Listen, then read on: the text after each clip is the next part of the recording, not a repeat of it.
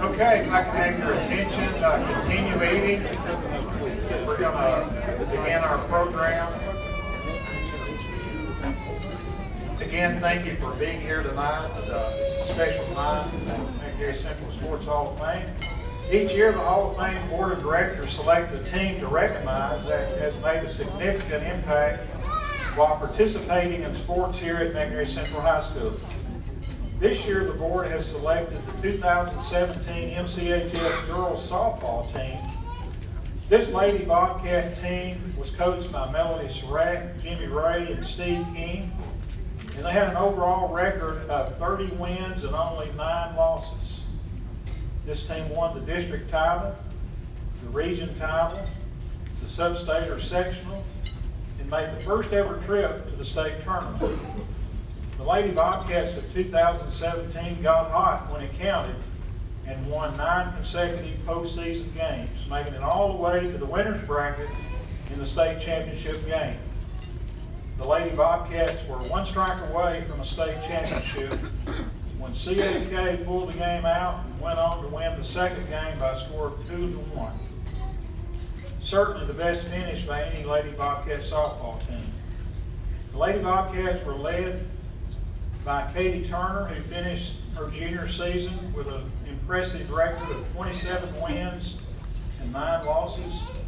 Katie pitched 19 shutouts with 404 strikeouts and 2 no-hitters. The Lady Bobcats team was led in hitting by freshman Tori York with a .496 batting average, followed by freshman Megan Holden batting .404. Salika McCord and Tori York led the team in home runs, while York and Danny Mass led the team in RBIs. Other starters on this talented team were Allison Sweat, Rachel Pickens, Marty Smith, Alicia Nash, Caitlin Bonneford, Allison Jones, Paige Mask, and Mallory Rogers. I want to ask the coach, Miss Melanie Surratt, to come forward and accept this award on behalf of the team. Let's give her a warm welcome.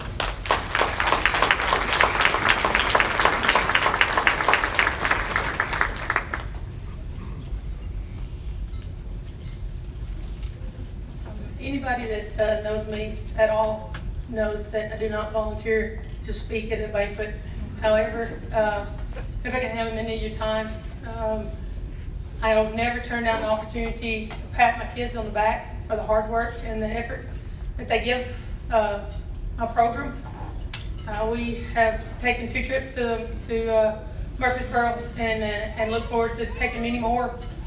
But that being said, the road was paved by the lady that's been inducted tonight, Miss Bobby Randolph, and we would like to honor her with roses from our program. Not to say that you're one of us, but without your hard work where you started this, we're actually one of you. So thank you so much for getting us started.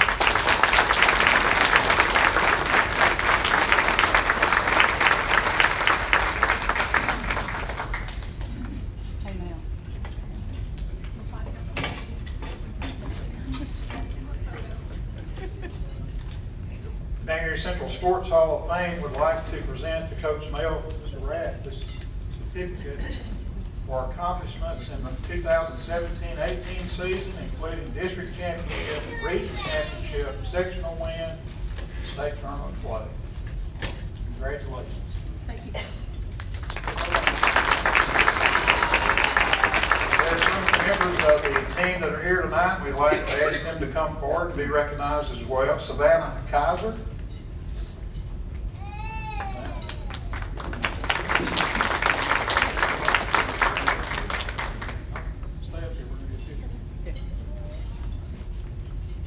Anna Bedwell.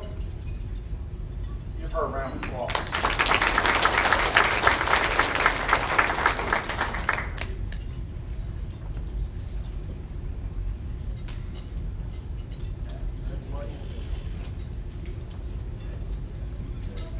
Tori York.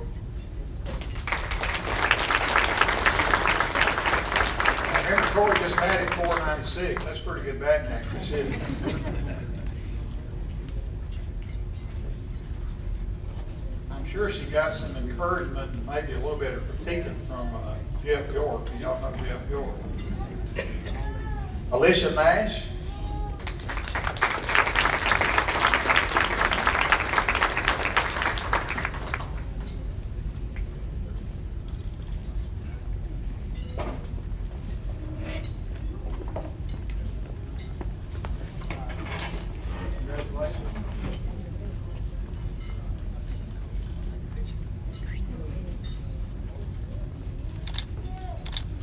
Thank you. Thank you, ladies. Let's show our appreciation to this terrific Lady Bobcat softball team.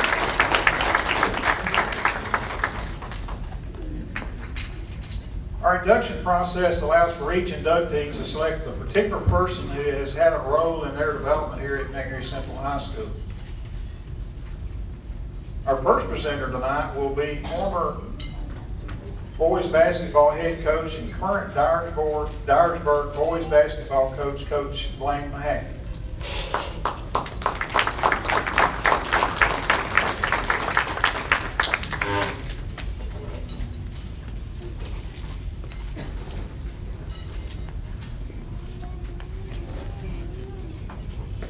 Thank you, Mr. Smith. This is I know it's an honor for all the inductees, and congratulations to all. And I know that's a huge honor for you all. But for me personally, this is a very huge honor for me. Just the opportunity to come back. You did talk about this is a great place. You met your wife here. I met my wife here, so this is a good place for that in. And the only instructions I got from her was don't do anything stupid tonight. So I'm going to try to do my best on that. And going first obviously has its advantages. So maybe I won't butcher this too bad. I've got some stuff written down. I'm kind of a rambler. Some things I will refer to, but I'm gonna try to do the best I can on this.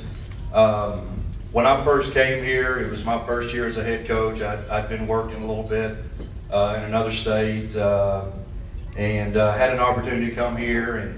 And I was young and program was kind of at a low point at the moment, and so I'm here and talking to people and trying to learn people, and I keep hearing about an 8th grader, and so I'm like, okay, good. And so we go through this thing, and I hear more about him. School starts, so I said, okay, all right, we need a player, and so we started on this, and sure and behold, we did. We had a really good 8th grader, and so we opened the gym as much as we could.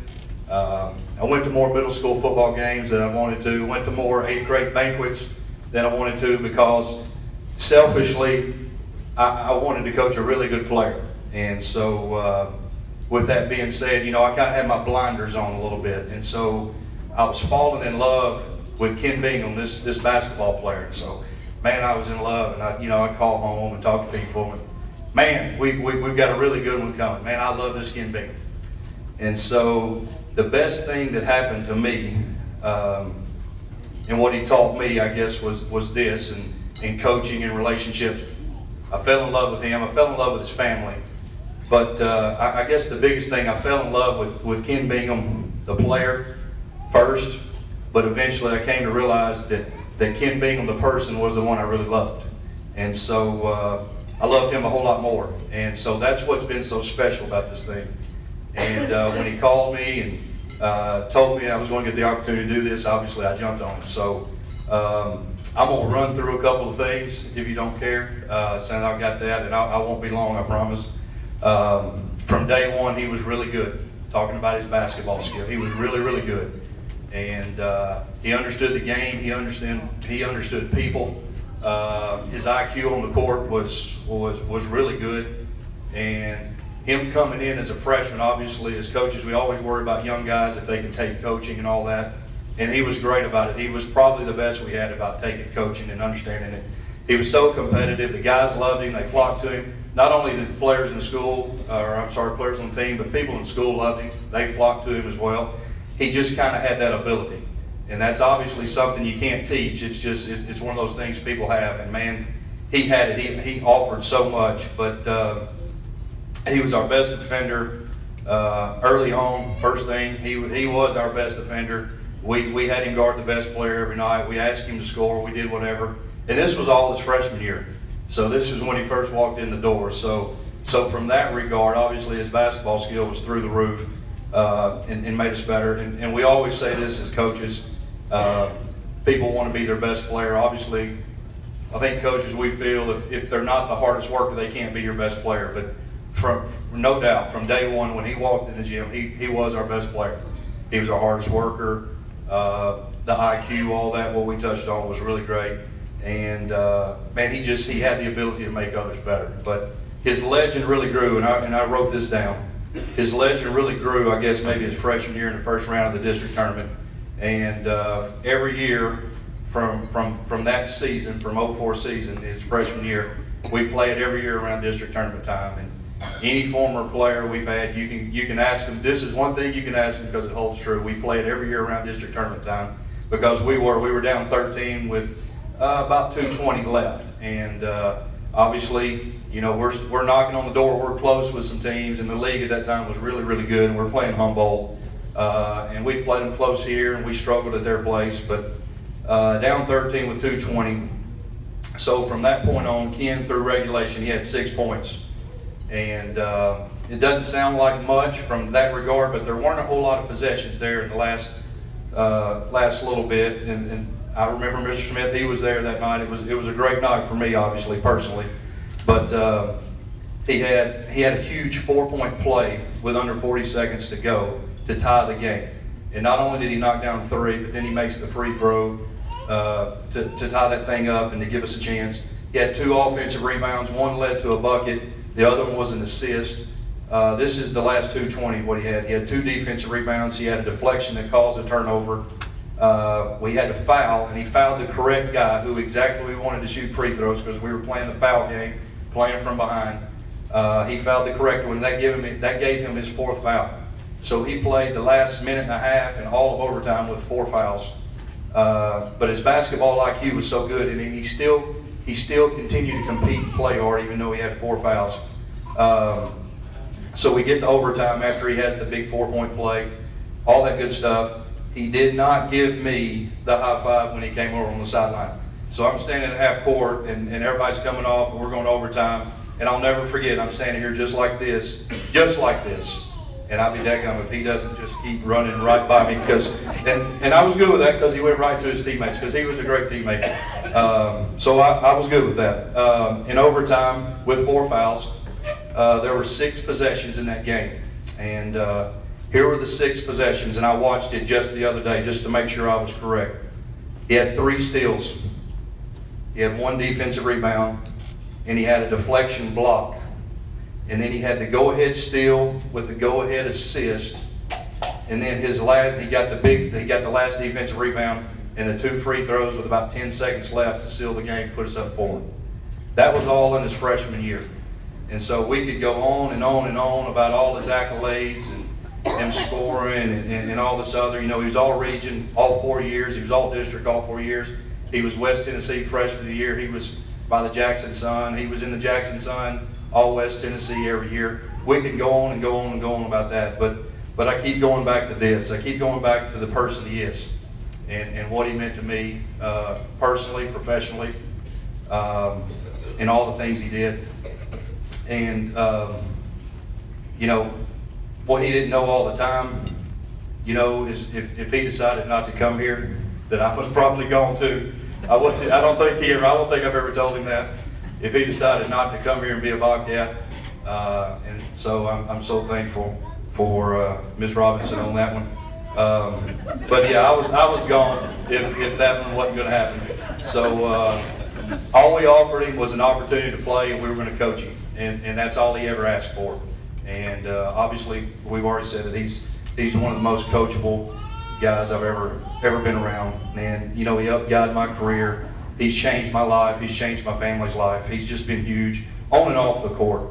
And I was just so very fortunate to be at the right place at the right time and have our paths cross. So our relationship, it's really good today. It's been really good, and it just continues to grow as time goes on. But lastly, I'll wind this thing up. I'm not a huge stat guy. I'm not a huge number guy. And I say this, I say it with all the confidence in the world. Even though I'm not a huge stat guy, I do not need the numbers to tell me that that's not the best player these eyes have ever seen play in that gym. But at this time, it's my honor, very huge for me, and my supreme privilege to introduce one of my most influential guys and players in my career. And we still refer to him occasionally as the 8th grader. But a lot of pleasure in this. Ken Bingham.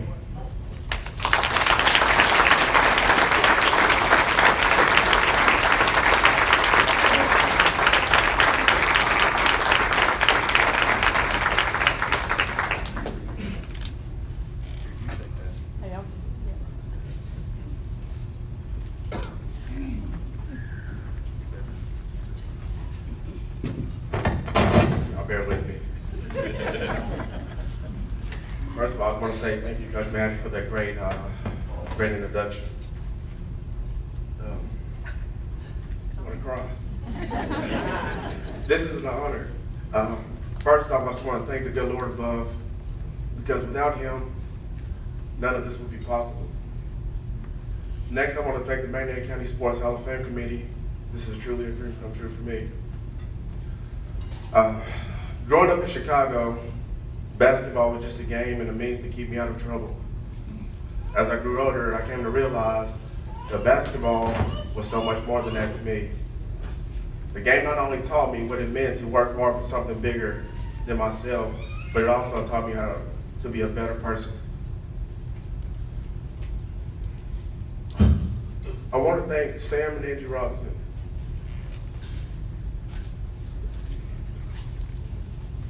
Thank you for taking a skinny 9-year-old boy, which I'm not skinny anymore, and giving him a second chance in life. Thank you for allowing. All right, we're back. Thank you for allowing me to grow up in a Christian household and in this great community. Thank you for providing me with all the love, guidance, support, and so many opportunities. I'm forever grateful for everything you two have done for me. I want to thank all my teammates, my coaches throughout my years of playing, Coach Maxton at Summer Middle School, Coach Forsythe, Coach Dancer, and Coach Mahaffey at McNary Central. Coach Gene Best at the Rivers Community College, and Coach Jason Sheldon at Free Harvard University. These men will never know the lasting impression they have left on my life. They not only taught me the game of basketball, but how to be a leader, numerous life skills, and how to be a great father. Finally, I just want to thank all my family and friends for taking me to and from practices, coming to ball games around the state, and so much more. Thank you for all the love and support throughout my life. I want to thank my wife, Abby, my kids, Kinley, Isaiah, and Carter. You four have been a constant reminder of how grateful I am that a boy with unfortunate circumstances can turn his life into something special with the help, guidance, support from parents, family, friends, teachers, community members, and coaches. Thank you all once again. This is a tremendous honor. Thank you.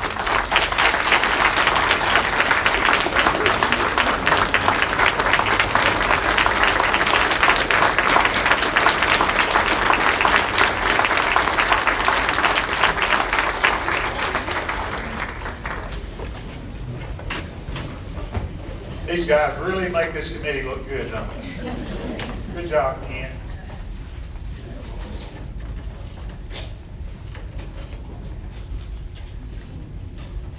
Our next presenter will be Mike Jones.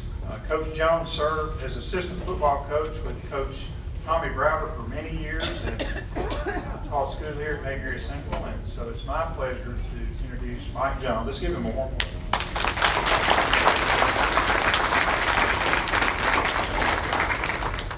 Okay, first of all, I'd like to say congratulations to all the 2018 Hall of Fame inductees. And it's really good to see a lot of old friends today. Spent a little time with Darrell at the Mac today. It's about an hour and a half working out. That was good catching up. I'm deeply honored to introduce Coach Tommy Browder into the McNair Central Hall of Fame. From 1989 to 2008, that's 20 years, Coach Browder compiled a record of 142 wins and 82 losses. And that's an average of 7.1 wins a year. And during that time, 16 postseason appearances. To fully appreciate what Coach Browder achieved, it's important to look at the win-loss records in McNair Central before Coach Browder and after Coach Browder. From 1969 to 1988, this is before Coach Browder, 20 years, McNair Central compiled a record of 69 wins and 135 losses. That's an average of 3.4 wins a year and 5 postseason appearances. After he has left from 2009 to 2017, that's 9 years, McNair Central has compiled a record of 27 wins and 63 losses. That's an average of 3.0 wins a year and 0 postseason appearances. We're all hoping this is going to change this year. You know. Coach Browder also compiled a perfect 20-0 record against our county rival, the Avery Cardinals. With all his success here at McNair Central, Coach Browder always gave credit to his players for the wins and always burdened the blame for the losses himself. Coach Browder always said he coached people, not players, which is one of his many reasons for success. He always demanded his players do the right thing on and off the field. He always said, don't do anything to embarrass yourself, your family, your teammates, your school, your community. He always emphasized academics. If an athlete was struggling academically, he would get the athlete tutoring during off-season workouts and did not allow them to return to workouts until the grade was brought up. He always wanted his players to be winners on and off the field. Coach Browder always showed great integrity in running the program. He always played the best people, and community influence never affected who played on Friday night. He always adjusted his offense and defensive schemes according to the skill set of the players he fielded for that year. Coach Browder always emphasized all phases of the game: offense, defense, special teams. He was always cutting edge and innovative in his schemes. As far as playing for Coach Browder, he was going to maximize your skill level. And he was going to make you as good as you could possibly be. Coach Browder brought a culture of winning and doing things with a high level of integrity for 20 years at McNair Central. He made McNair Central and the community a better place because he was here. I will leave you with one of Coach Browder's famous quotes. I text some of the players, former players, and they text me some stuff back about one of his quotes. And here it is. It's the definition of branch: being uncoachable, being undisciplined, and won't play lick of defense. Do you remember that, Darrell? Trenton, 1989. Okay. But that was what was written on the board at that time in 1989. But I would like to now to introduce Coach Tommy Browder, McNair Central Hall of Fame, Class 2018.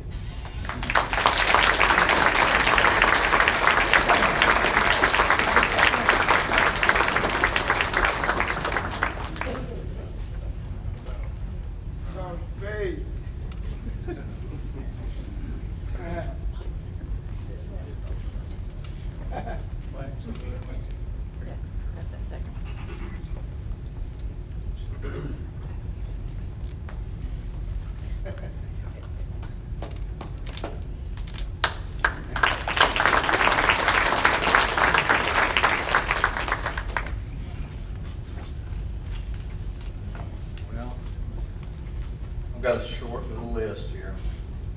Thanks. First of all, let me say this, that I'd like to thank everyone who started this Hall of Fame thing. It's a great thing for the school. It's a great thing to promote everybody, and I'm just very pleased to be a part of it. And I can tell you one thing, the only constant thing that I had here in the 20 years I was here was Mike Jones. And he was with me through every single season, and he is a large part of the success we had. And as each year went on, he actually assumed more of the responsibility and took more of the load off of me as we went on. And he did a lot of things for this program behind the scenes that a lot of people don't know about. and I certainly want to thank him for that. As far as me and McNary Central, roots run deep for me in this school at McNary Central. I knew I wanted to be a coach when I was in the 6th grade because I had an influential 6th grade teacher who I didn't know what I wanted to coach. I didn't know where I wanted to coach. I just knew I wanted to be a coach. And by the time I got to high school, and I was at Selmer High School, and I started playing football, I knew I wanted to be a football coach. And that never changed from that moment on. That's something I always knew I wanted to do. I was 1 year away from being able to play here. I'm a little bit too old to play here. I was the last graduating class of Selmer High School, and I didn't make it here. But I did play with most of everybody that played on that first team, and I saw some pictures that were here the other night, so that brought back a lot of memories for those guys. But I've had my dad always wanted me to be the football coach here at McNary Central. That was something that he wanted me to do. And it was a kind of a long road to get here, and I got here in a roundabout way, but I finally made it. My brother played in the early times here. My first year here at McNary Central was in 1974, and Bobby Randolph was my supervising teacher when I student taught here. So she's been very special to me. She gave me a whistle that I still have to this day. And she's always been very special to me, and we've always had a really good relationship. That very first year I cut my teeth that first year in the fall of 1974 here. That was the year my brother was a senior, and it was also the year Don Whitaker was a senior, and they were friends and teammates on that very first football team. So I was looking over the people that are in the Hall of Fame now, and I've been honored and privileged to been able to have coached every football player that's a member of the Hall of Fame thus far, and I feel very fortunate to have been a part of that. Also, I was fortunate enough to coach both my sons here. They both played 4 years here. I was fortunate to have one of my sons as a quarterback for 6 seasons. That was very special. So I have a lot of ties here. My dad's name is still on the stadium out there. He was a treasurer that helped raise money to build the first stadium here. So McNary Central is very, very special to me. But without the players and the coaches and the parents and the administration, and I've had some good ones here, we could not have accomplished what we did over the 20 years that I was here. And my road getting here was a little bit roundabout. After I student taught here in '74, what I wanted to do was starting the next year and be an assistant coach here.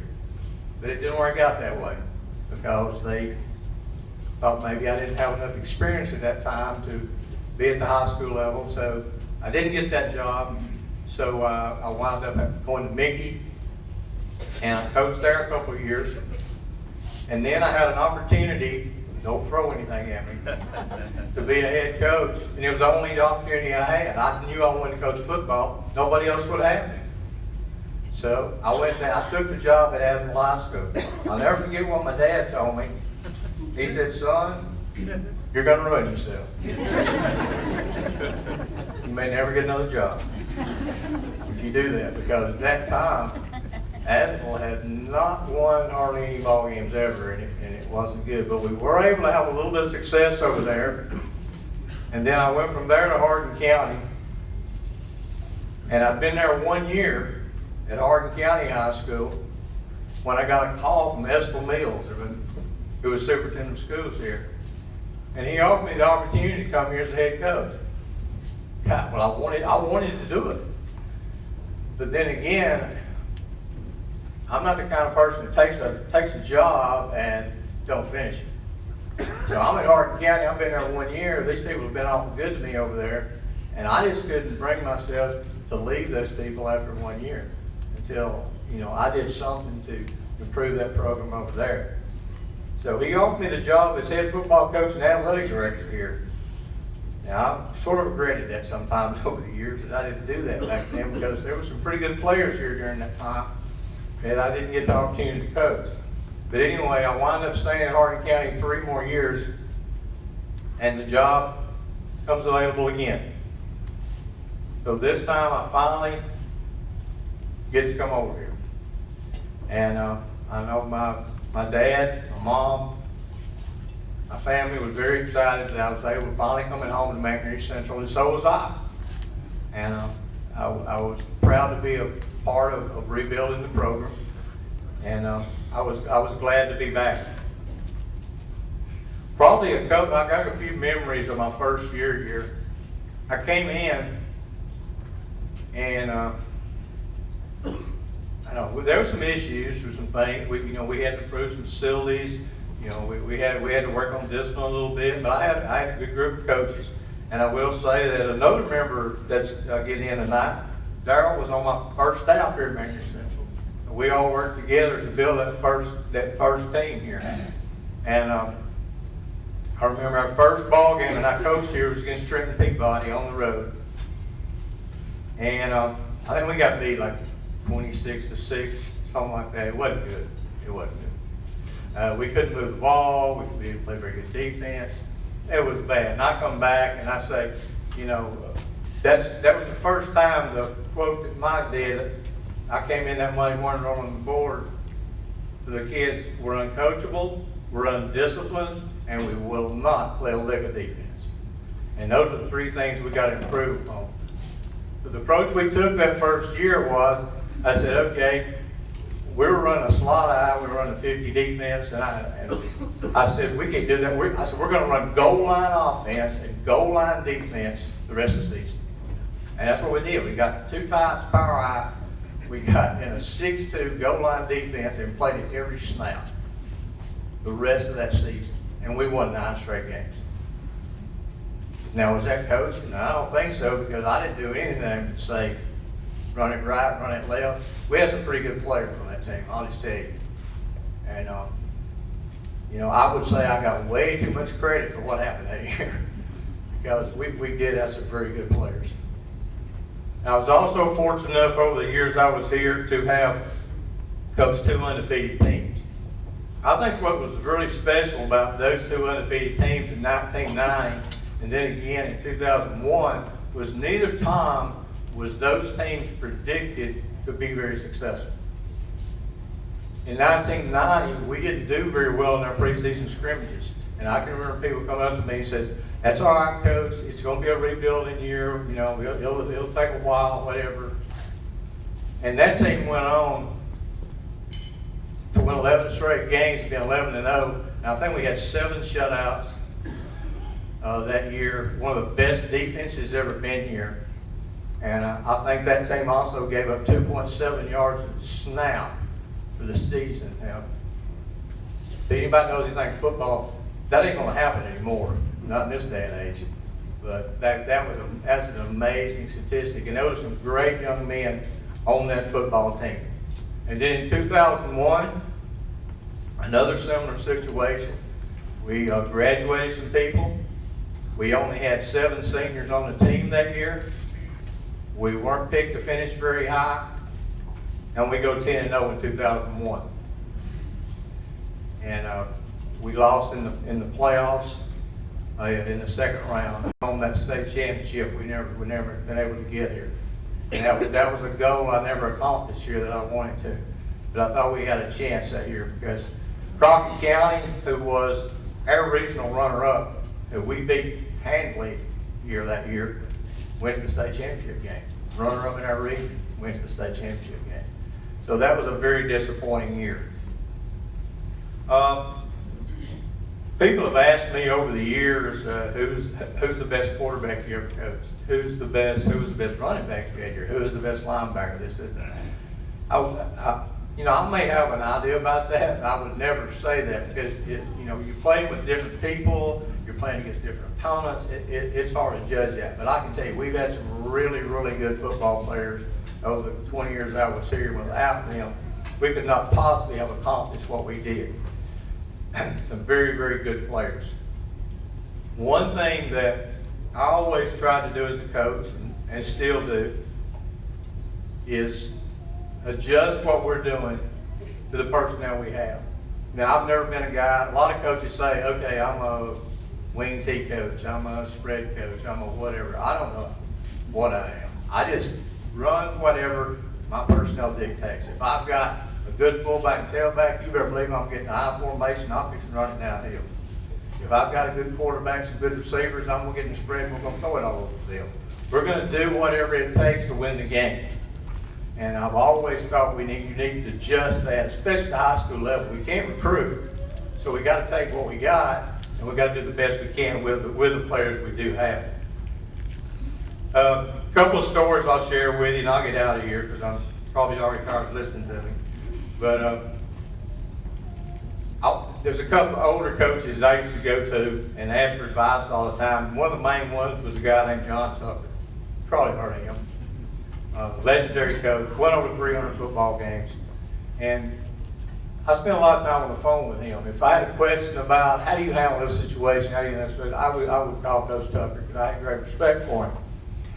And I can remember one night when I was still at Hardin County, and it was a lesson I learned and never forgot. We were getting big 42-0, and he had his second team in, and all I was thinking about, hope we can score. I just hope we don't get shut out. So we're driving the ball. We get down about the 30-yard line. I look up. Here they come, Miles' first team back in the game. And I thought, oh my goodness. Can you believe the guys that put his main team back in? They're up 42-0. And we did get lucky, throw a pass and score anyway. But after the game, I congratulated Coach Tucker, and I said, Coach, you did a great job. And but it's a little bit hard on us there at the end, but you're leaving your stars in and all that. He said, Coach, I want to tell you something. He said, I don't get paid to coach your team. And if you don't like getting beat 42-6, you probably need to go back to home and work a little bit harder. So, and that's a true story. So from that point on, and I was mad when he said that, obviously. But I went home and I thought, the guys, that's right. That's a true story. That's true. I mean, what am I going to say? I never, ever complained to get your score run up on me again. That happened. Because, it really is your responsibility. He does not get paid to coach us. It's my responsibility to get our team ready to play, and I've always kind of took that approach from then on. I didn't always make the smart decisions here. There's some things I did that rub people the wrong way. I know that. I maybe not always played who somebody thought I ought to play. I might not have done this and not done that. I can remember one time we played in a jamboree at Henderson, and we were playing Crockett County. And Crockett County at that time wasn't very good. But we go over in the jamboree, and we lose. And we didn't play very well. Well, I was upset.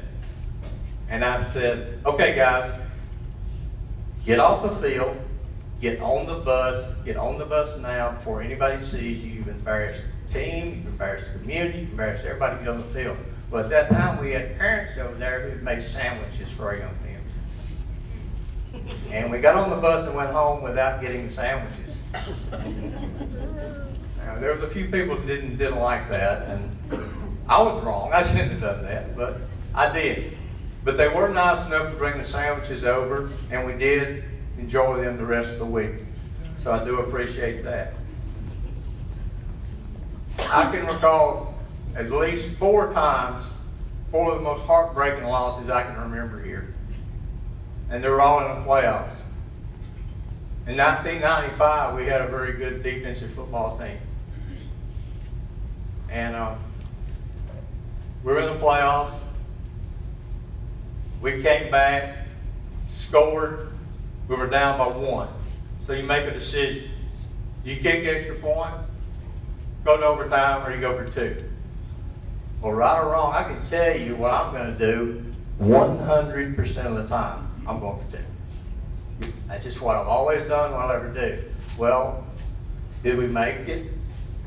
No. Well, everybody said, guess what? Why didn't you kick the extra point? Well, I don't know. Why didn't I kick the extra point? It's just not what I do. If I'm going to, if I get down in the game, if I kick the extra point, we're going to overtime. How do I know we're going to win in overtime? I don't know we're going to win in overtime. I know there's 3 yards between me and winning or losing, but that was a very disappointing loss. 97 and 98 both, we lost twice. Both times at Franklin Page, by 1 point.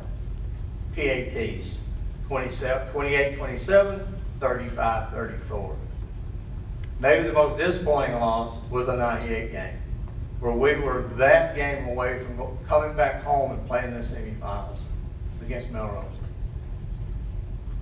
And we were winning at halftime 34-14.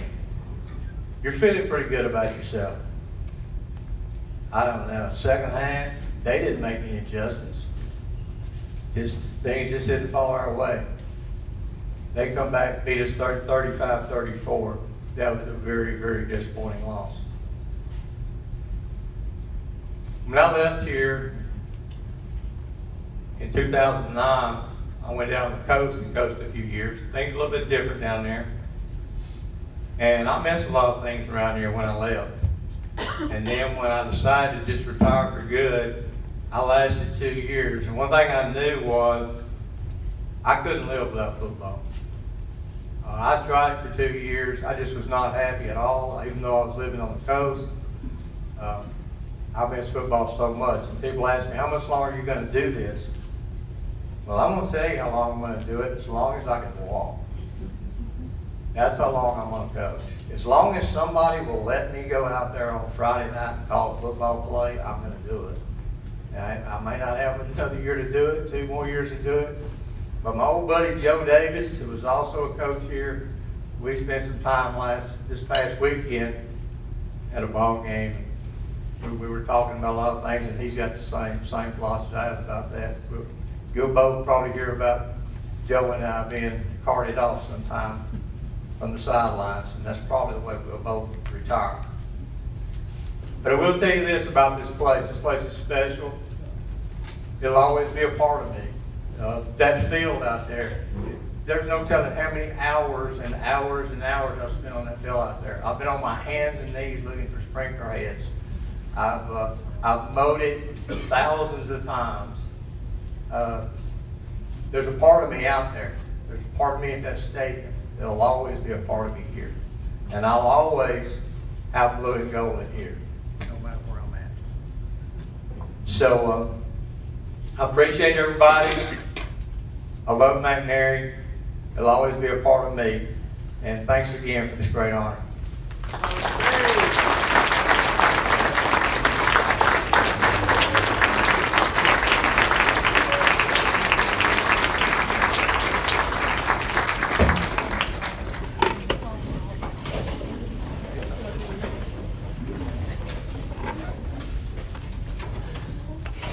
Thank you, Coach Browder, for all of those memories and for your hard work here in making McNary Central football what it is today. Our next presenter will be David Ridley, who was a Bobcat teammate of Darrell White and a lifelong friend. Please give a warm Bobcat welcome to David Ridley.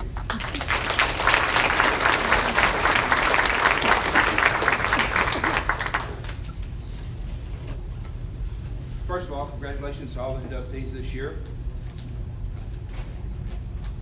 I've been asked to kind of keep it short. People know me, know I ramble a little bit. And first of all, I'd like to thank his mother, Miss Carrie White, for making him the man that he's become.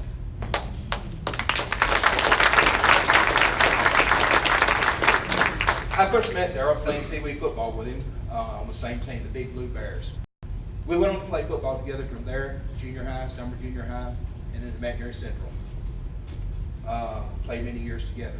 I even tried to get him to go to college with me at Maryville, but he decided to go to Plymouth instead. Did fairly well there, I think. On the field, Darrell was an imposing presence. I know that one time on offense, I can remember Darrell would point the player across the field from him and say, "We're running the ball here." And then he would proceed to pancake block the boy in front of him. On defense, Darrell was double teamed and triple teamed quite a bit. And he would split the blockers and make a tackle for the loss in the backfield. Darrell was a definite presence on the field that you knew, and he was also a great presence as a friend off the field. Darrell every day. Darrell was the MVP of the Tennessee River Bowl as a defensive lineman. College ball at Lambuth University. And in 1987, he was Lambuth University Defensive Player of the Year. He received many accolades and many awards. That was always secondary to him. He never let go. Darrell believed that going the extra effort to help others around him, support them, and lift them up. He still does that now as well in Chattanooga, where he's the owner and president of We Sacrifice We Excel Training Facility. Last year, he worked with 8 kids that received Division I scholarships. Darrell also has a ministry that he feeds over 100 homeless people weekly in Chattanooga. Darrell works tirelessly and extensively with the inner city schools in Chattanooga as a mentor to many young men. Among those are Howard School and Brainerd School. However, the thing that's probably most important to him is being a minister the past 15 years at All House Church of Christ, I think outside Chattanooga. Darrell has always been driven since when Pee Wee football to achieve every day of excellence, to be the best that you can be. Try as hard as you can each day. Encourage others around you. Support them, teach them, mentor them. To strive with the same compassion and love that Darrell does for that everyday excellence. It's my honor to introduce to you, my friend, the Minister of Defense from McNair Central, number 75, Darrell White.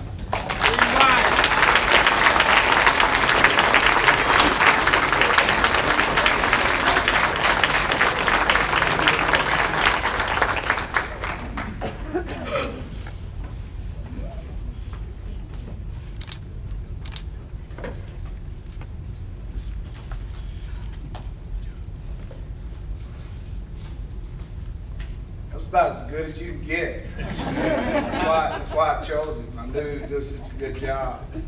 I am the son of Carrie White, so I'll be up here a while.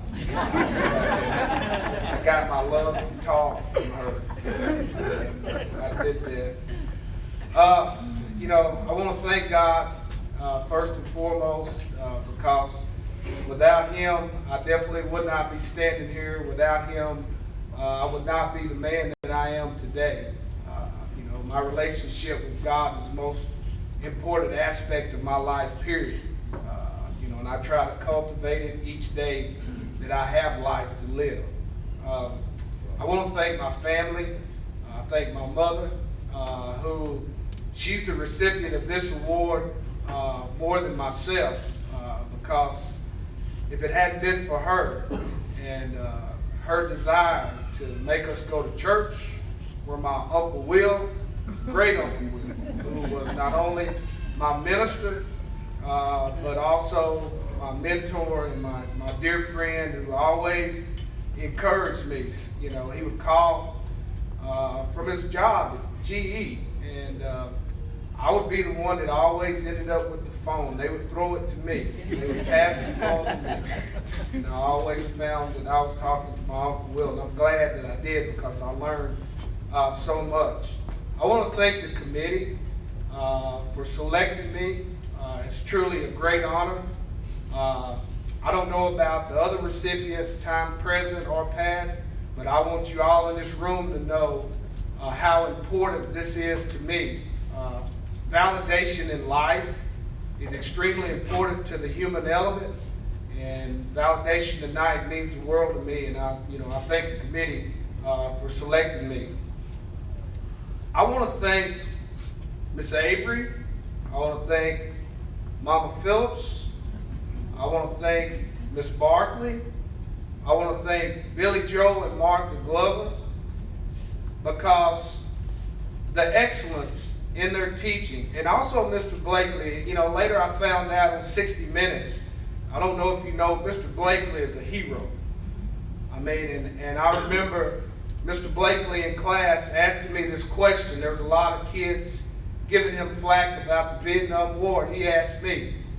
And I told Mr. Blakely, he said, "Darrell, what do you think about it?" I said, "Mr. Blakely," I said, "I appreciate your service." I said, I appreciate what you did for me in this country. You know, a lot of times, things that we find out later in life, it may not have been right, may not have been wrong or whatever, but the importance of someone willing to sacrifice for someone else is extremely important. I am a product of you. Every one of you that sit in those chairs tonight, white, black, male, female, I am a product of this community. I had people like Terry Abernathy and Sheriff Lee and Pat Lee and all the people in this community took a great interest in me from the time that I was a child and encouraged me. I don't know why me, but they always would tell me, you need to make sure that you get an education. Was it something that they saw in me? I don't know what it was, but that encouragement went a very long way for me. Coach Maxton, I hold in the highest regards that you can hold, because Coach Maxton did something very brilliant in coaching. We were getting ready to play for the county championship. And Coach Maxton said, okay, Darrell, we're moving you to tailback. We're going to get in the split back veer, and you're going to get 7 yards deep, and we're going to hand you the ball as many times as you can carry it.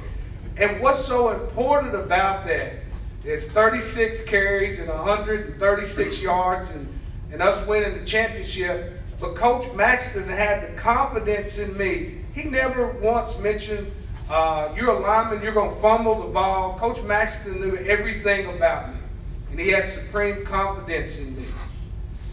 Jeff Cox of the Blue Bears and Greg Merritt is in the audience tonight. I'm so thankful for his family. That was my second family. A lot of people didn't know it, but Greg and his family was my second family. I spent more time at their house growing up than I did a lot of times at my own. Because I was very well accepted there. And Greg is the reason that I started playing football, because Greg asked my mom and dad if I could play, and they said, well, if you can help him get back and forth from practice, then he can play. And I remember that year, the team, the Blue Bears, didn't win a game, and they only scored 1 touchdown. And that did not deter me one moment. It did not bother me one moment. And the Big Orange was the great team. Man, they had all the sponsors. They had all the great uniforms. And that season, we won every game and got scored upon one time, which was by the Big Orange. And it was lovely. It was very But Greg, I owe you so much, man. I appreciate it. You've been a tremendous friend. And I love you and your family very dearly. Coach Art Crotts. Coach Crotts was the middle school coach in the spring. And we practiced at the old Selmer Middle School. And we practiced on sand, you know, down at the bottom of that hill. And everybody told me, before I forget, Gail Forsythe, I love you. Gail taught me that there was more important things than football in life, which, Ms. Forsythe, you're 100% correct. Education is way more important than football.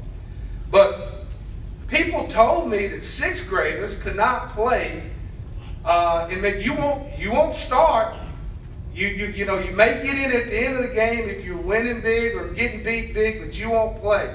And Coach Crotts, the first day of practice, he put me in front of the best player on the team, and I remember standing that player up at nose guard, shedding him and making the tackle, and I can remember Coach Crotts running up the field. Oh my God, I found me a nose guard. And that lasted with me my whole life. It's the little things in life as a man, as an adult, that you think that, well, it was insignificant then, but it means the world to me.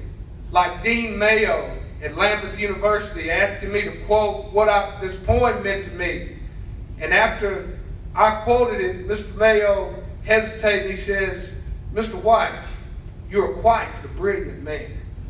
And that stayed with me to this day, because it gave me validation that I was intelligent, and that I was a brilliant student, and that really helped me as well. So we move on from middle school, and I remember coming up to McNairy Central, and I always wanted to be a Bobcat.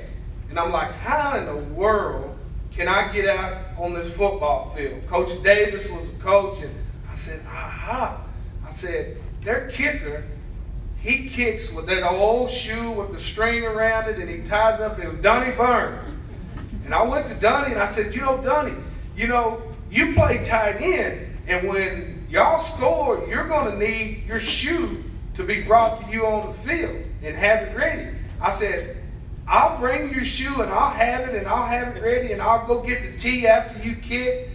And watching James Jones and Darrell Gray and Jimmy Kaiser and Mike Merritt, and then just, and going to Union City, y'all know my family, and from a family of 11 boys and 1 girl, and those opportunities didn't come around much, but it meant the world to me that my parents said, you can ride the pep bus and go to Union City and watch this bowl game. And unfortunately they lost, but I fell in love with this football program that night. I wanted to play for this football program. And I think Coach Lott, the first freshman practice, after we won the county championship, and I get there my first freshman practice, and I'm pretty high on myself, and we don't have many players, and Coach Lott immediately says, you're going to be a lineman now. And I was like, wow. But Coach Lott didn't know it at the time. Coach, you made me who I am, because it made me work toward being great in my position, because that was the only way that I was going to play in college. And I appreciate that as well. Coach Webb, Coach Smith, Coach Justice, who made me extremely tough. Coach Justice didn't like playing sophomores, but I had to force him by my play to make him play me. And Coach Justice really respected me for my ability to play football. Coach Joe Davis, and then the Stewart brothers. And I talked to Coach Glenn and Coach Kirk, and Coach Kirk told me this. He says, recently, when we got there and we wanted a job, because when we looked on film, he says, we saw you, we saw Alfred, we saw Aaron, and he says, we knew that we could win at this school with you 3 guys and the other guys that I see on film with the capability that they have. Coach Glenn Stewart told the Jackson Sun, and he told many other media outlets, he says this is the best player in the state of Tennessee. Now, whether I was or were not, it doesn't matter. But when your coach has that much confidence in you, and he tells you over and over what he thinks of you, you know what that does? It makes you play extremely hard. And I'll share something with you. My senior year, and this is how much I love and care about my teammates. When you get the opportunity to speak, you need to tell the truth. And the coaches called me in the office, and they said, Darrell, you won every award that the school presents. You're our best offensive player. You're our best defensive player. You're the captain. Every award that we voted on, you won. Here's your choice. You pick what awards you want, or you can go to this banquet and you can take them off. But knowing this, we're not going to look at you any differently than who you are. And he said, go home and think about it. I took 30 seconds. I said, Coach, share these awards with my teammates, because I truly love my teammates. Every single one of them. If you played on a team with me, know this, I cared and still do about you. And I keep in contact with a lot of them through social media, but my teammates really do matter to me. And then, after McNairy Central, I have to tell you, one of the most exciting times when Coach Glenn came in and he says, Darrell, he says, I got great news for you. He says, you've been selected one of the top 33 players in the state of Tennessee. He said, you've made the first Kentucky-Tennessee All-Star game. And he says it's going to be held in Vanderbilt. And he says you're going to practice the week with the best players in the state. See, I got a chance to prove that. So I get to Vanderbilt, and there's all these All-American, Keith Davis and Richard Steele, and these programs like Germantown and Brentwood Academy and Chattanooga Baylor and all these great programs.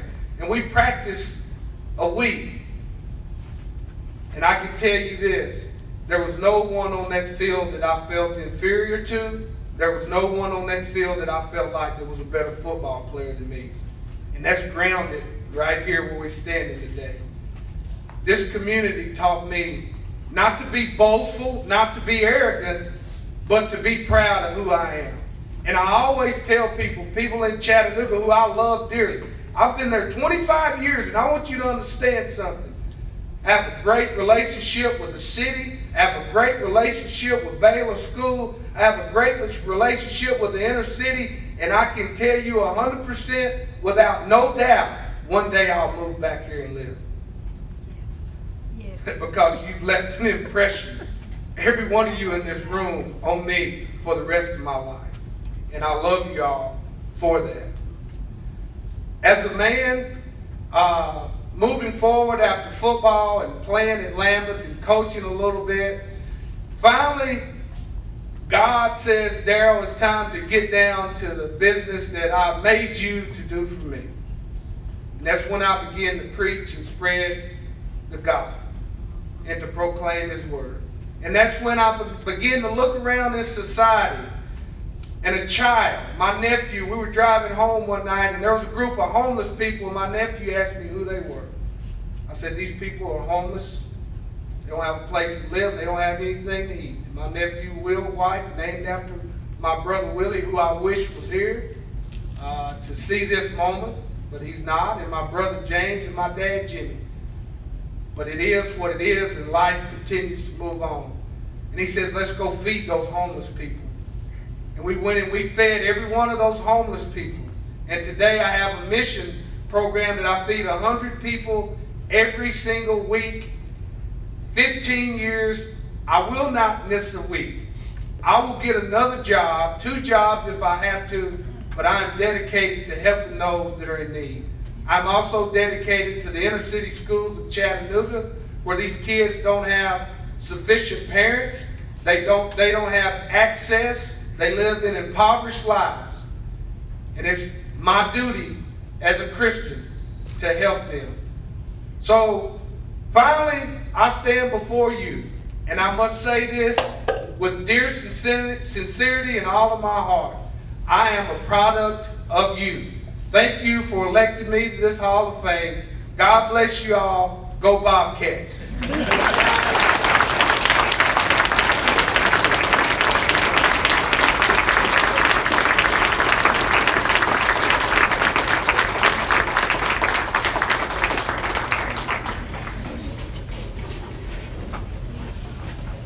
We're going to take up an offering now.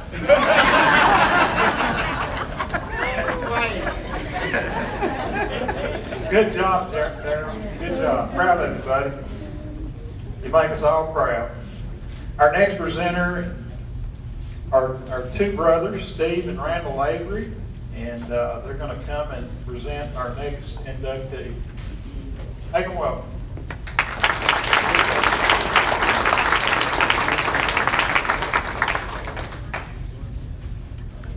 Good evening. Man, that's hard to come after, man. It's made it tough.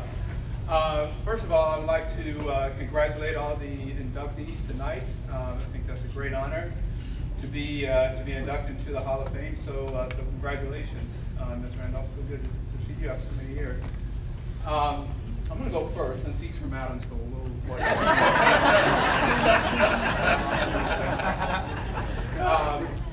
So I'm here to introduce my brother Jeff, and I think it's a great opportunity, and I appreciate him giving us this opportunity to just make this introduction for him. And I joked with him that I would I'll try to spend more time on him rather than on me, but I'll stay on point with you. You know, I didn't get the opportunity to play with Jeff competitively that much because because of our age difference. He was so much older than I am, so we never got a chance to play. But growing up on the dirt courts of Guys, Tennessee, we played each other a lot. Very competitive, which baseball, basketball, football, or whatever it may be. Which at the end of those games, it usually ended up with one of us throwing rocks at each other, but you know, we made it through.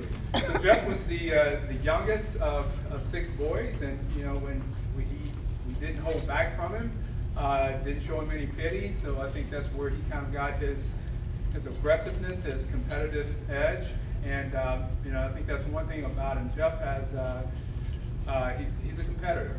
And he's taken that competitive spirit with him throughout his life. You know, what he did here in the basketball gym and on the baseball field, and took that on with him to Middle Tennessee State, played baseball, very competitive there. Met his wife is just as competitive as he is there at MTSU, and you know, he's taken that competitive spirit with him throughout his life. You know, and I think that has given him the edge in building a successful career and a loving family.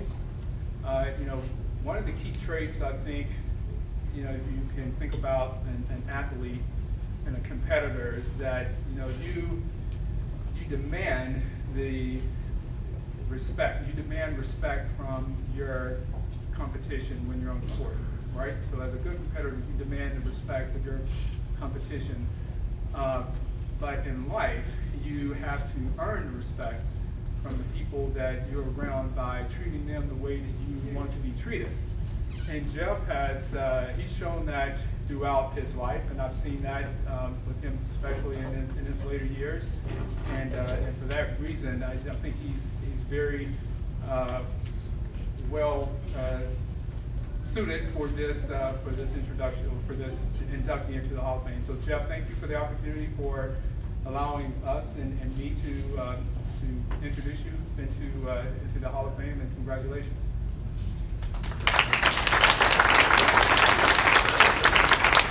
And you're right, I am from Adamsville. So we're going to put that to sleep. There's another Hall of Fame guy by the name of Jeff York, who always remind me of that for years after year, okay? So I want everyone who knows Jeff, pass this along. Sam Robinson is from Adamsville. Okay? So he brought Ken Bingham to McNary, but he didn't want to Adamsville. I never saw Ken play, but apparently he's pretty good. So we call that even now. And I think, I'm not speaking out to Darrell, you can't. So I'm just speaking following you, or not. But one thing he said is true, is that we all are a product of one another. And basically, these guys, Ken Bingham, Darrell, Coach Browder, it didn't happen by accident. And the reason I say that, Coach Browder was my baseball coach at Adamsville. I think he was assistant coach, but I'm not wrong. I know he was a football coach. Sam Robinson, I knew his family, his father, his brothers, his whole family. And it's a family of class. Ken came from that family. I know the Whites, Darrell, Jimmy, Richard, Alan, Will Jr. Luster, his wife, the Chappells. I played with the Chappells. I know the Chappells family, the Robinson St. Rest community. Nothing happens by chance. Patricia Morrison, Derek Morrison, the Tiggs, where their mother was out Melbourne, Bart, it's all connected. So it just didn't happen. So Darrell, don't feel alone. We all are a product of one another. And I could go on and on and on. So that's what the Hall of Fame is. It's about everybody. We have a lot of good athletes. It's always debatable who was the best team. So the best basketball player I ever seen in McNary County was Kenny Walker. And unfortunately, you know, he died early. The best female basketball team I saw was the 1978 Bobcats 3-on-3, but they never got a chance to compete. But everybody have one thing all these guys have in common is humility and class.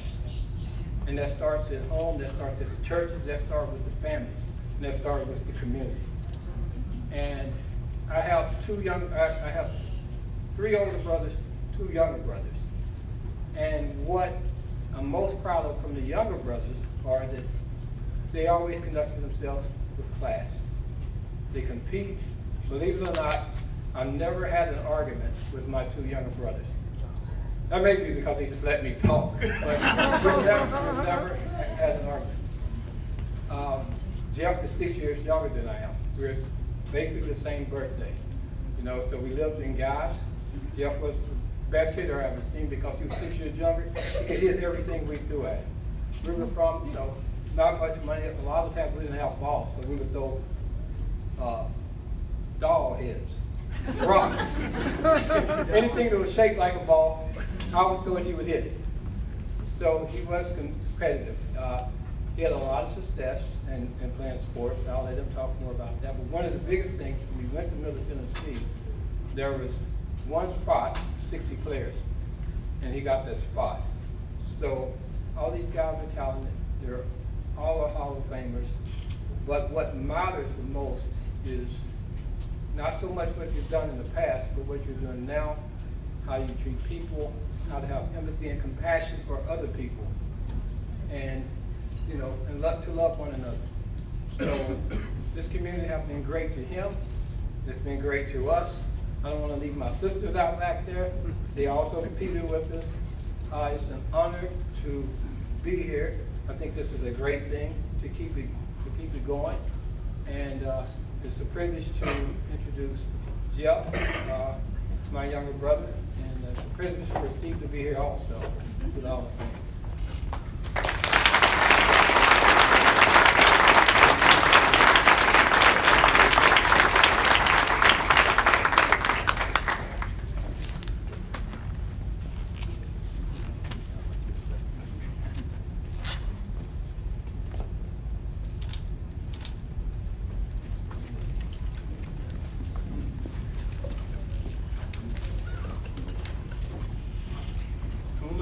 Hey, good evening, everyone.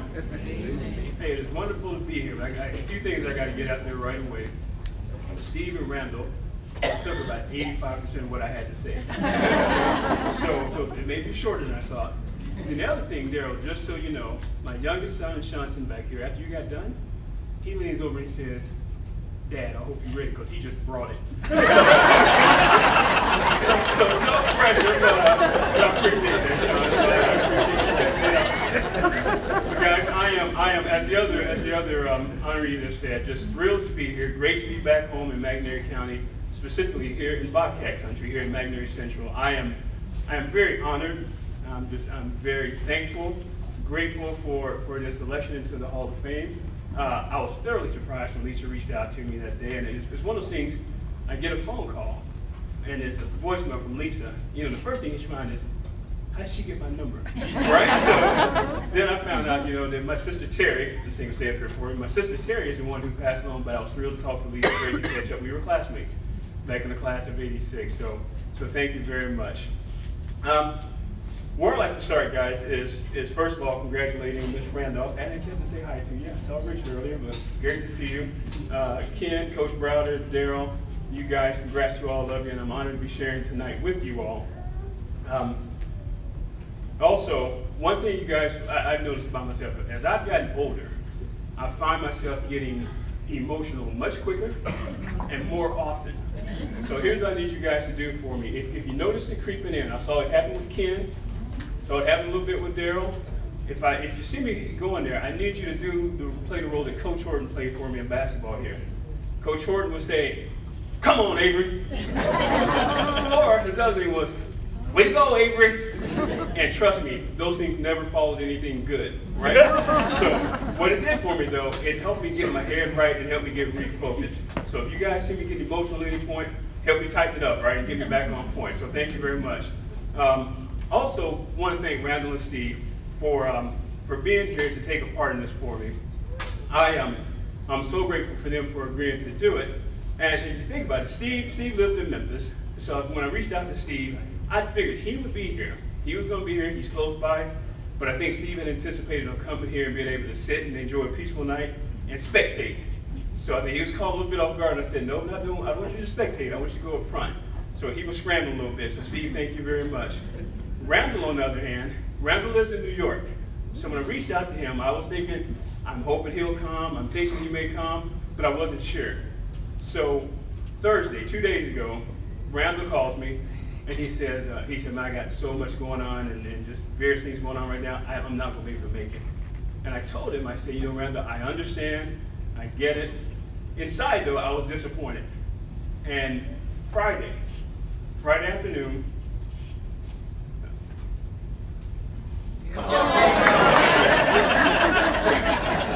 Friday afternoon, I have to tell you guys, my wife and I laugh about this. Coach Gordon, he would say, "Way to go, Avery! Throw the ball to him every time." And, it was a turnover I just made, right? But Randall calls me Friday afternoon, right before we were ready to leave Dallas and head this way, and he said, Jeff, man, what time is this thing? And I said, what thing? He said, the induction. I said, at 6 o'clock. He said, well, it's gonna be tight. He said, but I'm gonna be there. That absolutely meant the world to me, and I did a happy dance around my house. I was thrilled. So just very blessed to have them here, have both Randall and Steve do this for me and share this moment with me, along with my sisters as well. This event tonight, guys, it's about accomplishments in sports, right? It's about accomplishments in sports, and that's in the realm of playing, coaching, teaching, supporting, and that's why I went with Randall and Steve to help me tonight and be a part of this. Randall, you heard him talk, Randall taught me the game.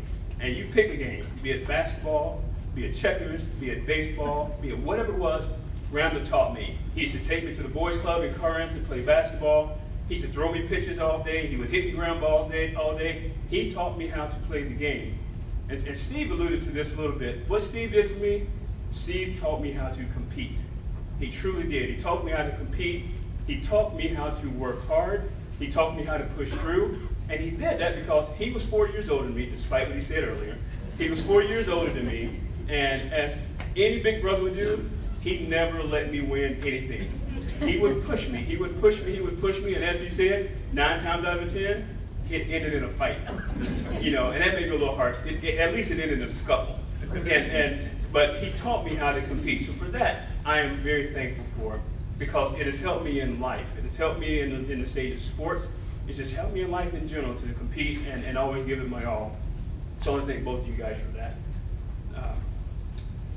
Back when I first started playing organized sports, and this is probably, well, I'll say before I played organized sports, I was brought up, as Randall Steve said, in a household of 8 kids, 6 boys, 2 girls, which I was the youngest, and sports was our life. With my mom and dad, they taught us about God. They were great examples for us. We all played sports, and it drove every one of us. Think about my oldest brother, Gary. Gary was one. He could hit a softball further than anybody I've ever seen play. And I was young when he was older, but so it maybe just looked that way to me. But he could kill a softball. My brother Kenneth had a crazy fastball, run in on your hands. My brother Keith had a screwball, I swear it would break 4 feet, back across the plate. And then Randall and Steve both played basketball here at Magnetic Central and at Adamsville. Randall played at Adamsville. And by the way, Jeff York did tell me about a month ago, I talked to Jeff, and he told me to tell Randall he's not welcome here. Just so you know. I'll let him know somehow you sneak in the back door. But my sister Delora played basketball. She was on some great MTSU Magnetic Central teams, and she went on to play at Jackson State. Now, my sister Terry, the only one I haven't talked about, Terry's back there. My sister Terry played basketball at Raymer. We grew up in guys right around the state line. She played at Raymer, and Terry was actually very good at basketball. But for some reason, whether their team was winning by 20 or losing by 20, Terry was always crying on the court. And we could never figure out, why are you crying? Why are you crying? But the thing was, she was crying all the time. So Terry, to avoid a nervous breakdown at age 15, she had to give up basketball between her 8th and 9th grade year. But we all agreed, what would she have been like had she kept playing and stopped crying? So, but Terry was, it was just a lot of fun growing up in our house and with our parents and what we got to experience. The first organized team, guys, I ever got to play on, I was 8 years old, about to turn 9. I went to play Dixie Youth League, little baseball league in Raymer, and I was playing for Levi Strauss. If you ever remember when the Levi Company and plant was there in Raymer, I was playing for Levi Strauss. And one of my teammates on the team was Frederick White. And I remember Frederick simply because we used to do running drills and we had to do sprints. And I could beat everybody on the team except for Frederick. And no matter how hard I tried, how hard I ran, Frederick would beat me every time. He liked to do it easily too, right? So fast forward several years later, Frederick is winning, I think, the only state championship we've ever won here as an individual or as a team. He won in hurdles, correct? Yeah. That made me feel a lot better about what I was doing back when I was 8 years old. I was like, this cat's a state champion, so I need to give in to Frederick. But he was a phenomenal person, phenomenal friend. Derek is here, and my nephew Derek Morrison. Frederick just was a great person and a great athlete. So he was a part of my first ever organized team I ever played on. The St. Rest community, you heard my brothers talk about St. Rest and guys right by the state line. Also, just very formidable in shaping my life. You know, I think about just how we play sports all the time. You know, we usually play baseball and football at our house, but then we also, when it came to basketball, we played at the Wade's house. Maxwell and Miriam Wade, we played at their house right there off the highway, and we had some battles there. You know, you think about, some of you guys may remember these folks, the Blair boys, Cedric and Jeff Blair, Tony and Max Wade, the Wyndham boys, Bobby, Ricky, and we call him Fuzzy, but it was Rodney. Also, Derek played with us. We would go at it, but then we also had a couple of adults. There's Larry Robinson is here. I see Larry back there. Larry was a regular for us, and Charles Simmons, and then Randolph would play. The thing that playing against those bigger guys, just like me playing against Steve, it pushed all of us to get better. We all got better by playing against the older guys around there. But it was from that we all started to develop into the games and the talents that we had over the years. Now, when I think back also, my childhood, it's amazing some of the things that we did back then that there was no way I would allow my kids to do today. You know, you think back, case in point, when I got to Babe Ruth, playing Babe Ruth baseball in Raymer once again, John Mann, some of you remember John Mann. John Mann was our coach, and John would go house to house, and he was picking up guys in his pickup truck. So he'd come get me, he'd come get the Wade boys, he'd come get Jeff and said, whoever's playing with us, he picked us up in the back of that pickup truck. That's the first thing I want to let my kids do. We ride in the back of a pickup truck, okay? So, and John was not a slow driver. I think he had a little NASCAR in his blood. So he would be flying in the back of the pickup truck, and we were not smart enough to be scared and sit low in the truck. We actually stood on the top of the cab like this right here. Getting bugs in the face and stuff. But we loved the game, and John was there for us. We loved the game. John got us to the game. He made sure we played. So all these things I share with you guys, there's always someone there in the background pushing you, getting you where you want to be. Darrell just named out a list of folks who helped him out. Coach Browder did the same. Every one of us has had someone behind us pushing us to achieve the things that we have. When I got to McNary Central, Coach Danny Day, I don't think Coach Day's here tonight, but Coach Day was my first coach. He was my freshman basketball coach. And the other wonderful thing about sports is how, no matter how competitive it is for you, at some point in time, if you come together with new teammates, all of a sudden you're one.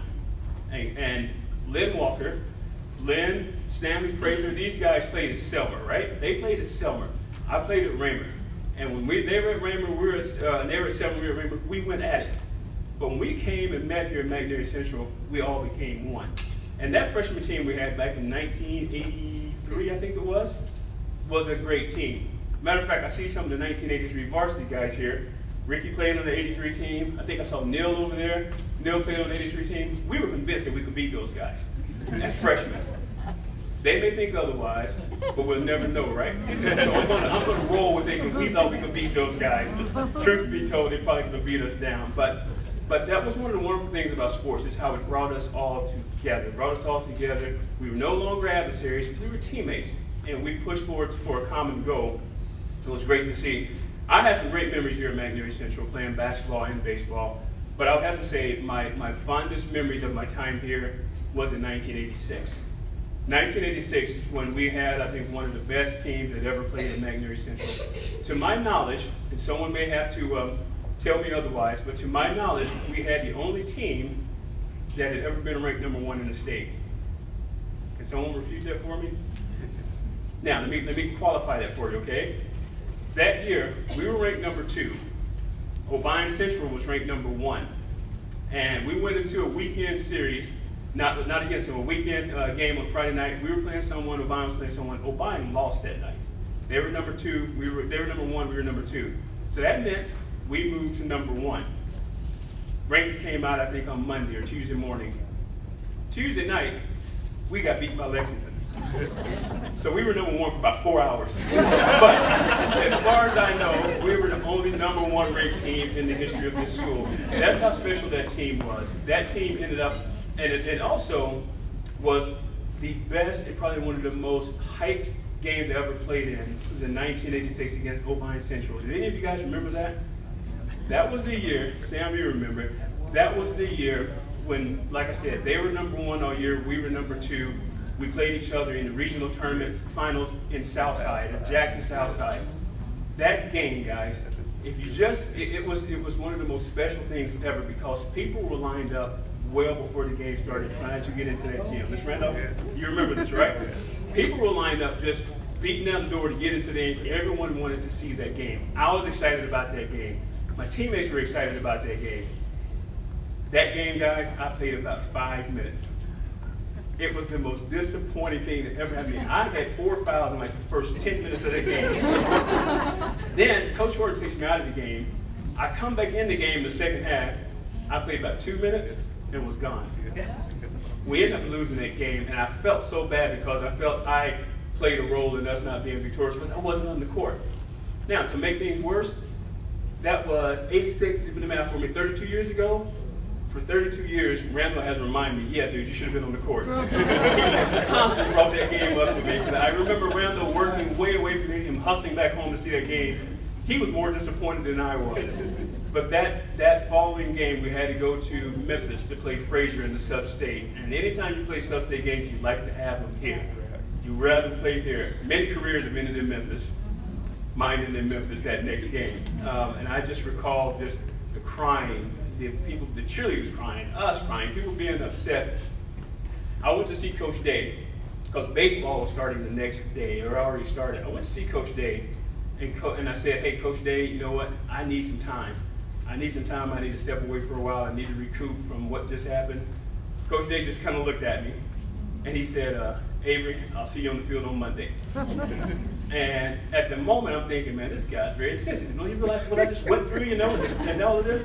But when you reflect on things, Darrell talked about how you reflect back on things people shared with you in life.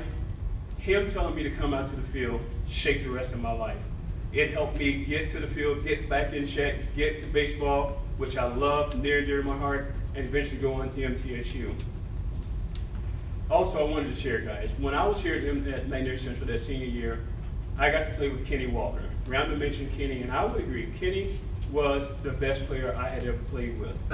Kenny and Derek and I had grown to be very close over the course of the time I was here with him. And I'll never forget, had just gotten to MTSU, had been in school for about 2 weeks, and I was coming home, if I'm not mistaken, it was right around Labor Day, and I was excited. I was excited because I've been at MTSU, I'm a freshman on the baseball team, and I'm getting all the freshman ribbon, you know, and you experienced this, you know, getting called rookie and all this stuff, you know, and I'm coming home, I'm excited about seeing Kenny, I'm excited about seeing my old teammates. And I get home, Saturday morning, I get home, and I don't remember how I was informed, but I got told that Kenny had passed away that Friday night, the night before I got here. I was crushed. I was absolutely crushed. And that kind of sent me reeling from the standpoint of trying to come to terms with that. I went back to school, and dealing with being a freshman, new turf, dealing with that loss of someone that was near and dear to me was tough. But you guys have talked about it. We've heard Randall talk about it, Darrell talk about it, community, and how much home means to you. And little did they know, there's a group of guys who was representing home for me. Richard Randolph, sitting right here, Miss Randolph's son.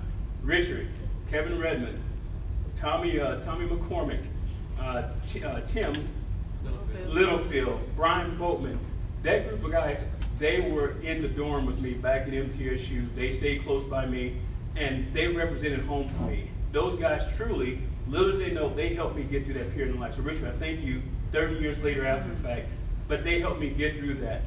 But once again, it goes to show the value of home, the value of the people that have shaped you, the value of the people who've made you who you are.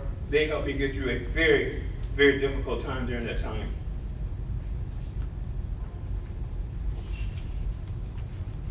I also wanted to just share a little bit about my time at MTSU. Most people did not know. They knew the Averys were playing basketball mainly, but baseball was near and dear to my heart. It was my first love. It is still my love today. Bart Tigg was one of my first, I won't say idol Bart, right? But Bart, I really admired Bart on the baseball field. Bart played infield, he played second base, and Bart always had great hands, he had great footwork, he was smooth with it. So I used to try to emulate Bart on the field when I saw Bart play. He did a phenomenal job. When I got to MTSU, I was playing second base and shortstop my freshman year. And at some point along, you guys know what Steve Sack syndrome is? For some reason, I got a mental block in my head and I could not throw the ball to first base to save my life. And what happened after my freshman year, I got moved to center field. And I ended up playing center field my last 3 years at MTSU. Had a phenomenal career there playing and enjoying. My freshman year, I had my first home run. I hit against Alabama in Tuscaloosa. And I always had great games in Alabama for some reason. Got to play against some phenomenal players. My last game I ever played, last pitcher I ever faced was Mike Messina, and he's about to be a Hall of Famer probably. I got to play against Frank Thomas, played against Mo Vaughn and Craig Biggio, and those guys are Hall of Famers. I tell my wife to this day, I said, had I not met you at MTSU and you got me kind of distracted, I'd be sitting somewhere here, a millionaire, grabbing up a baseball career. She just kind of waged me off with that one. But just a phenomenal baseball career. I have to share again. I know I'm getting longer, guys, but Steve, a couple stories about Steve. It was my junior year at MTSU. I was coming off a great year. We're in the middle of a great year. Most people had gone home. We're still at school because the NCAA tournament's going on. So I go to my mailbox. I get to the mailbox on campus, open the mailbox. There's a letter in there from the Pittsburgh Pirates. So I'm like, oh my God, what is this all about? So I opened it up, and the Pirates had invited me to a closed camp, a closed tryout. So I go to, Steve takes me out to East Tennessee, out to Roane State, go to this tryout. Tryout goes well. I'm sitting at home on June 5th, 1989. Yes, Steve, I remember the exact date. June 5th, 1989, I'm sitting there. Draft day, Major League Baseball draft day. Phone rings. And I'm the only one at home for some reason. Phone rings, I grab the phone. Hello? Is this Jeff? My voice is starting to crack. Yes, it is. This is Frank Jones with the Pittsburgh Pirates. And we just want you to know, we don't want you.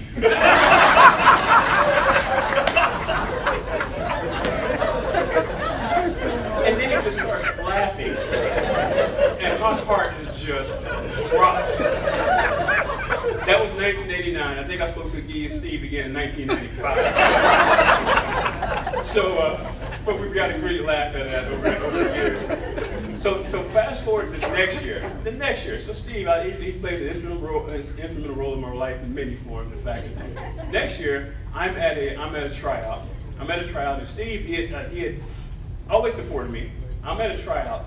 I'm out in the outfield and I'm getting loose, and they're calling out players' names, right? They're calling out players' names and guys who are out there playing and trying out, and they start calling this Earl Henderson.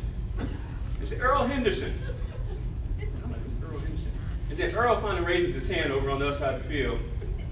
Steve. Steve was at the tryout under a fake name, Earl Henderson, right? So the only reason I tell this story is I think the statute of limitations is passed and he can't be convicted for it. Yes, Earl Henderson. So you can only imagine that day I was worthless. So I'm having to deal with Earl Henderson. Because we're standing there and they're saying, Earl, dude, that's you. So thank you much.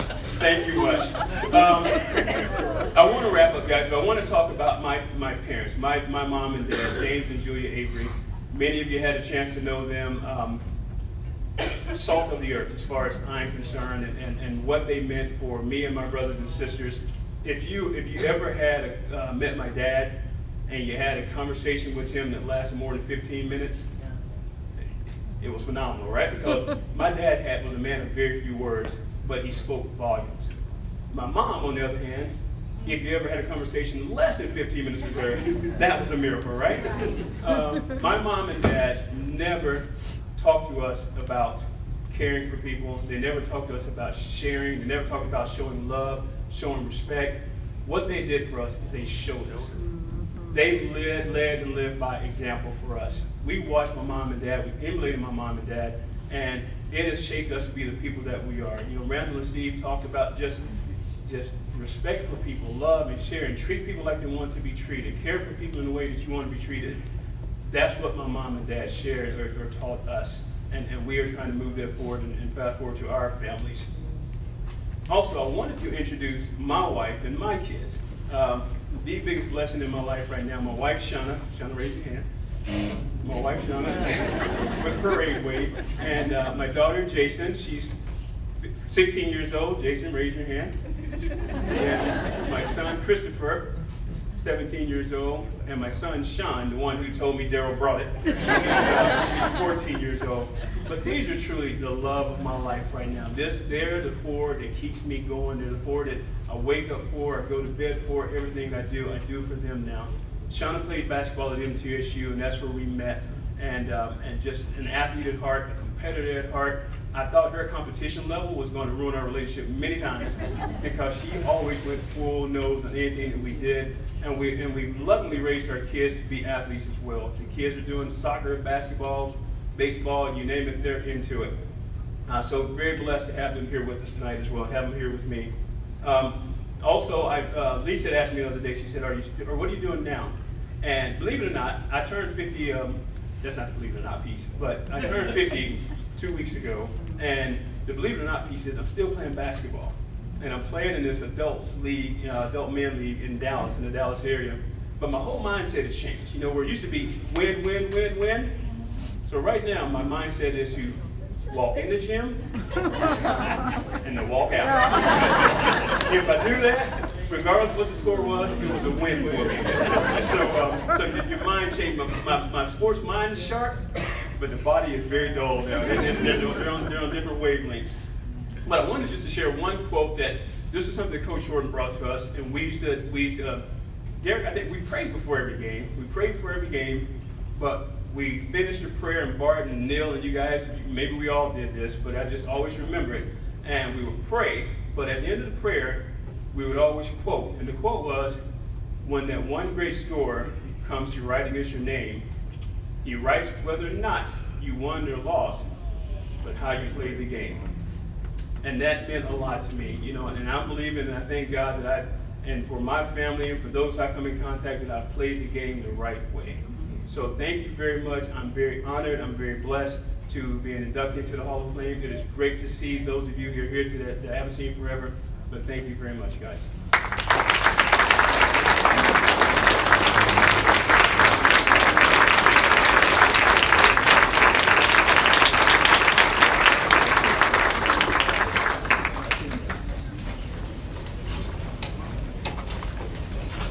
Well, I had an Avery story. Is that still working? No. I don't know if we got battery issues or what.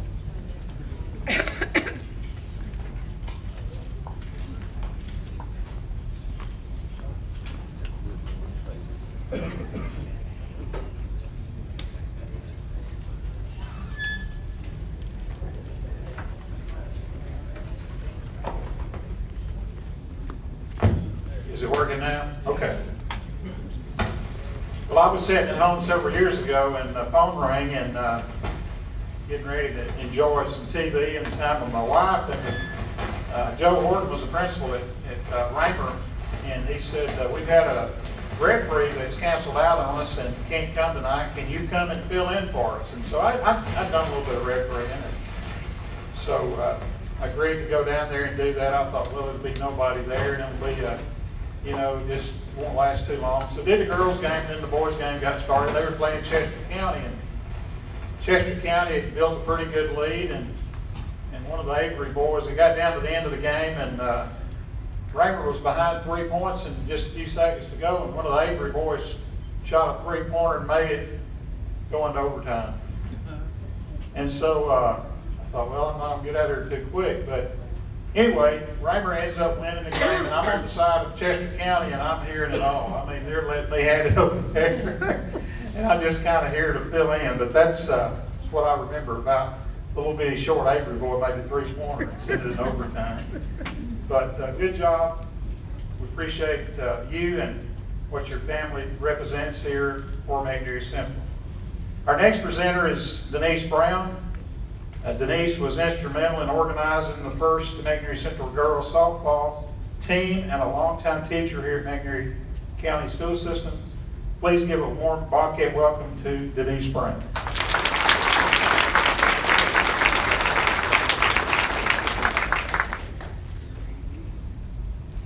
Woo!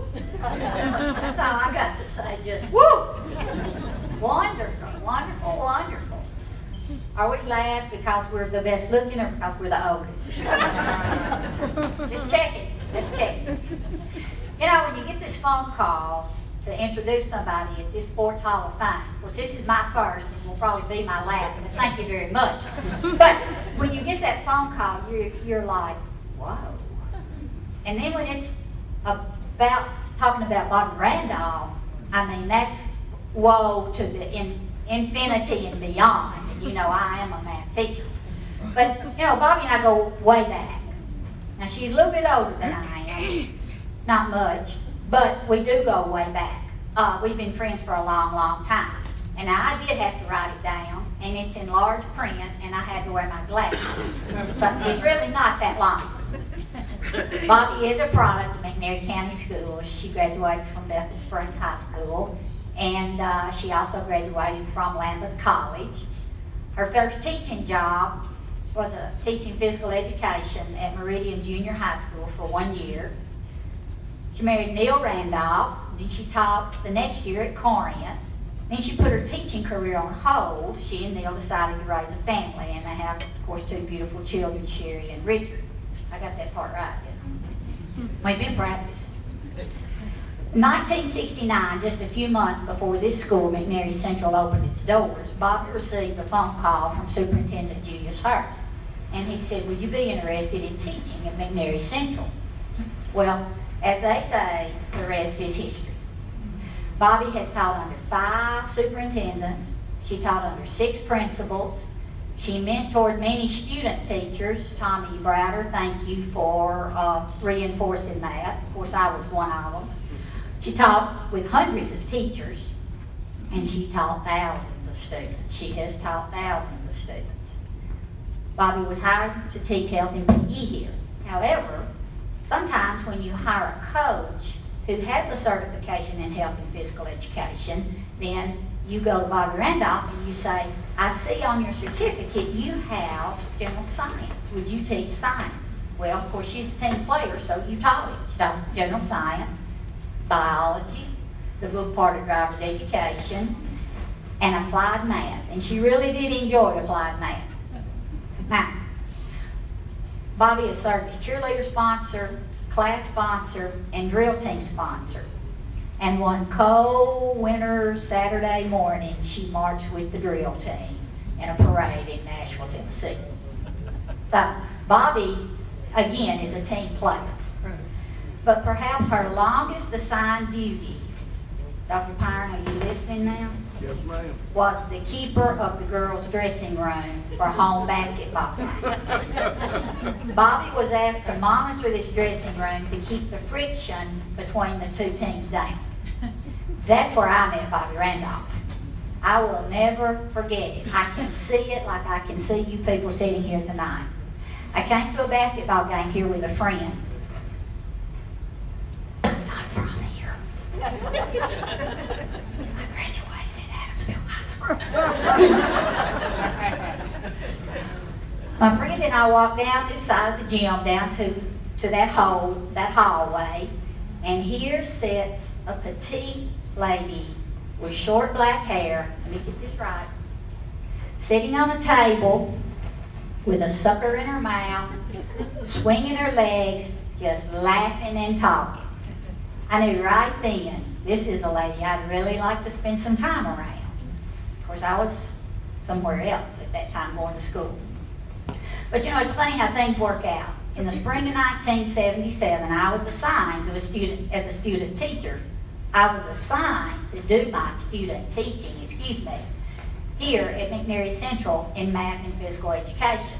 So for the next 12 weeks, I had the awesome privilege of being under Bobby Randolph 1 period a day in physical education.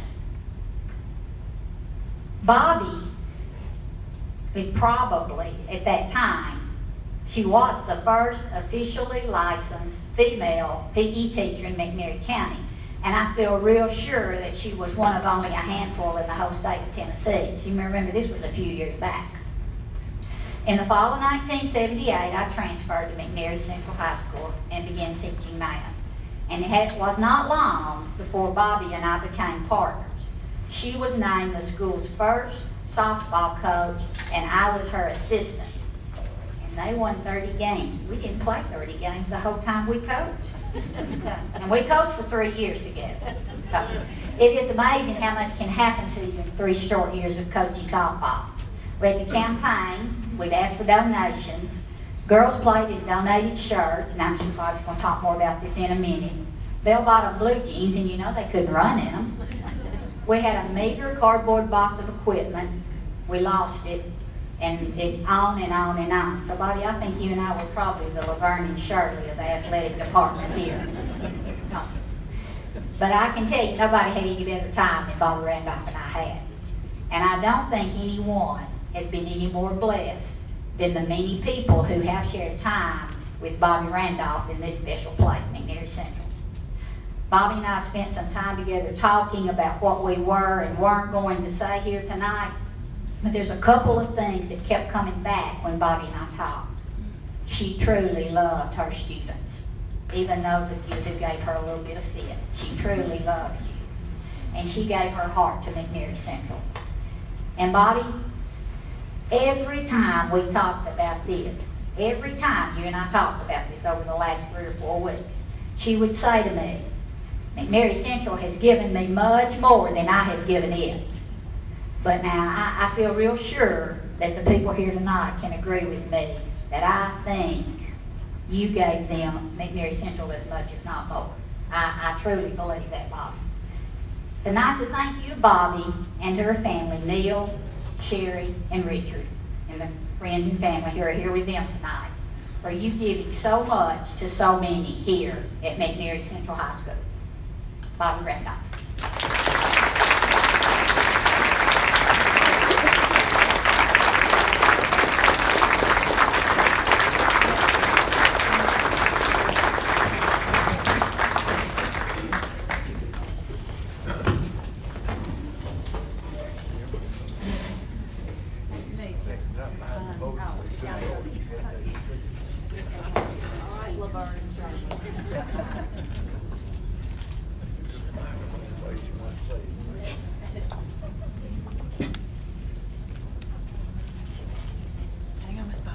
Miss Bobby, I'm so sorry. I'm working as fast as I can, I promise. Hey, I really don't need a mic. Can y'all?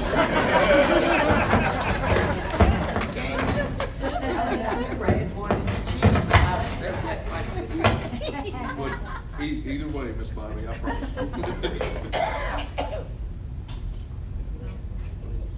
Oh, well, that, Hey, let me just do it without. All right? yes, ma'am, yes, ma'am, yes, Y'all ma'am. okay with that? If you can't hear me, holler and I'll just get a little bit louder. Thank you, Miss Brown, for those wonderful words. Most of y'all know Miss Brown as the hard-working, straight-laced, hard-nosed math teacher. I never knew that side of Miss Brown. Mine was what you heard tonight, the fun-loving, the coaching together. There's a lot we can tell on each other, but I'll keep my mouth shut if you'll keep yours. People, in all of my wildest dreams, this award never crossed my mind to be inducted into the McNair Central Athletic Hall of Fame. There's so many more people that are more deserving than I am, but I don't think there's anyone that was any more surprised, any more excited, any more gracious, proud, and very humble to be inducted into this Hall of Fame committee. Thank you very much. I appreciate this. Greatest award that I can, anyway, ever. Jerry, I can't believe he came here. Okay.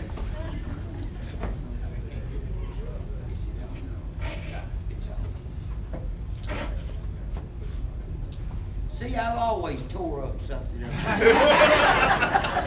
There's a hole back there in that auxiliary gym where a bowling ball went through it one day.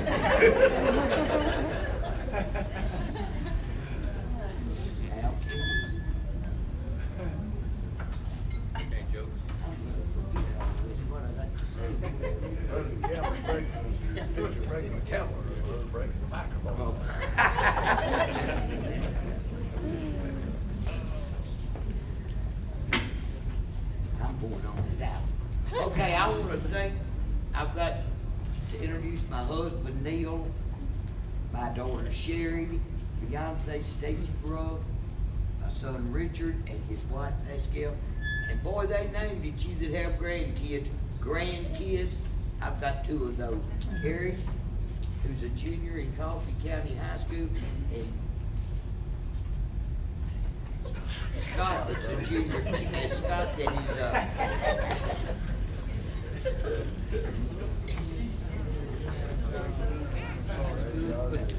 Scott is a senior at the University of Huntsville, Alabama and Huntsville.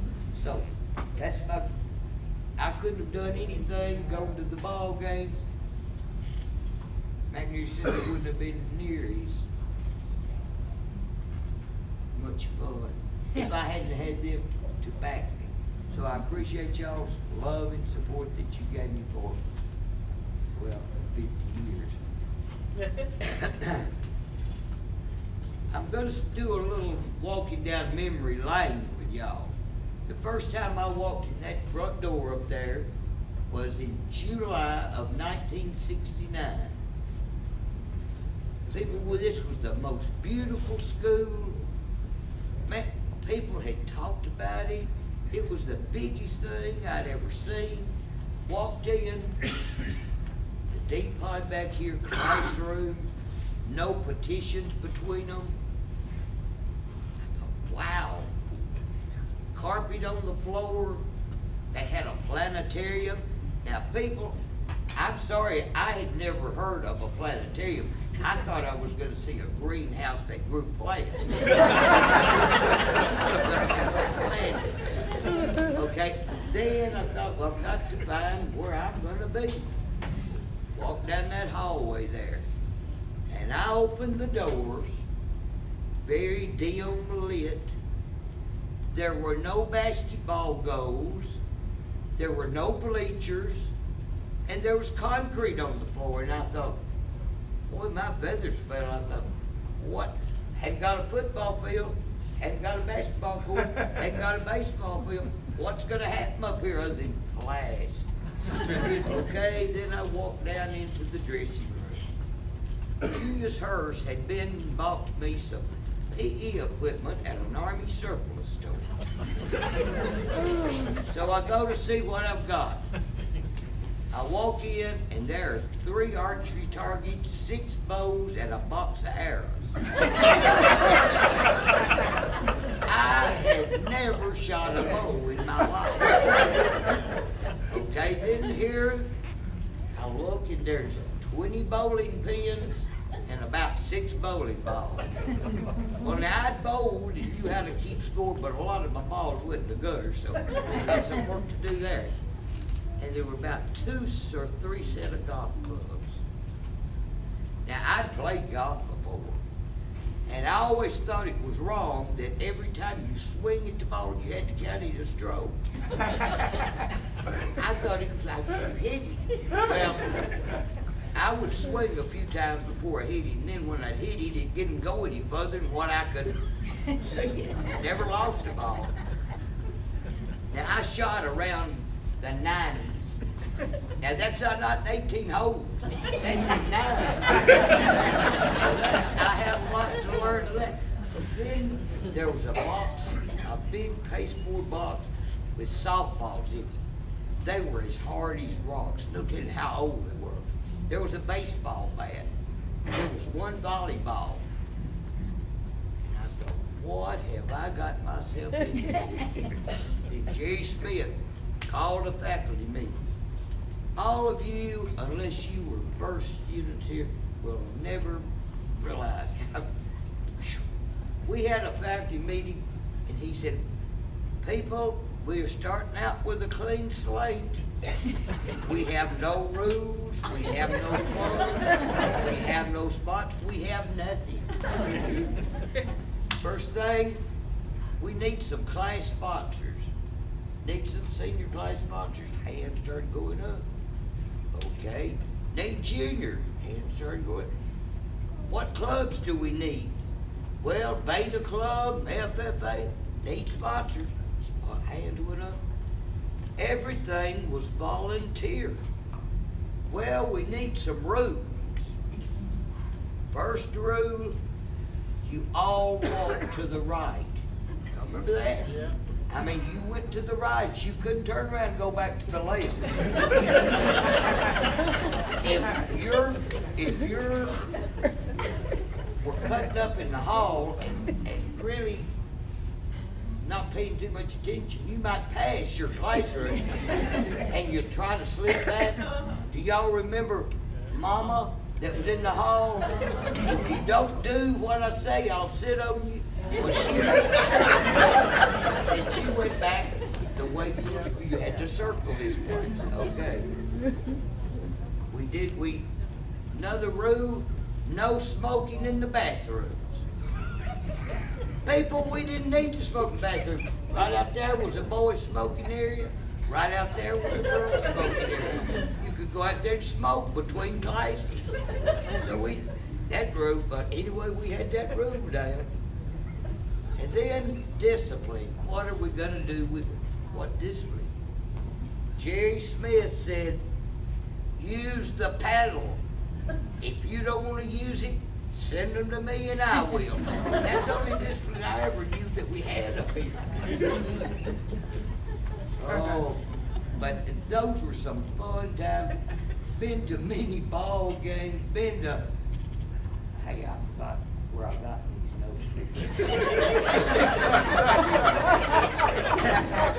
I'm just going to go from there. But that was our first faculty meeting. The teachers, we had to be here at 7:30, and there was a lot of days 5:30 before we'd ever get home. We never complained. I mean, we just thought that was part of it. And the rules, I don't think any of them were too bad. I mean, everybody seemed to enjoy what they were doing here. Now, let me start with the first football. People, we didn't have a football field, a baseball field, and evidently no gym because there wasn't there was just concrete on the floor. That first football game played down at Selmer Elementary School. Very few bleachers there. Carried their lawn chair. People, there were 24 football players. We had 5 feeder schools. Only one played football. 3/4 of the people in this building in 1969 had never seen over 1 or 2 football games. I was one of them. First game down there, 24 players, 2 from Bethel, 1 from Raymer. the rest of them from silver. But you know, crowd kept growing and growing. It wasn't because they were great football players. You were like the kids, and you wanted to see them. And they gave, may not have won many games, but they gave them everything they had because they had to play offense, defense nearly the whole game. And it was just as hot back then as it is now. That was, Martha Glover and I went a lot of places together. One time we were going to a football game, it was at Riverside. We said, where is Riverside? Somebody said, oh, it's easy to find. Just get in the car, go to this next town, and take 22, go north on 22, and you'll come to the crossroads. Take a right, and it'll take you right to the highway. Well, we thought that's easy enough. Put my kids, her kids in the car, and here we go. Well, we came to these crossroads, we went to the right. But we wound up at the Tennessee River. We turned at Milledgeville instead of the crossroads. So we had to wind our way around and we wound up through Scotts Hill. It was about the about halftime time we ever got to that, but we made it. One time,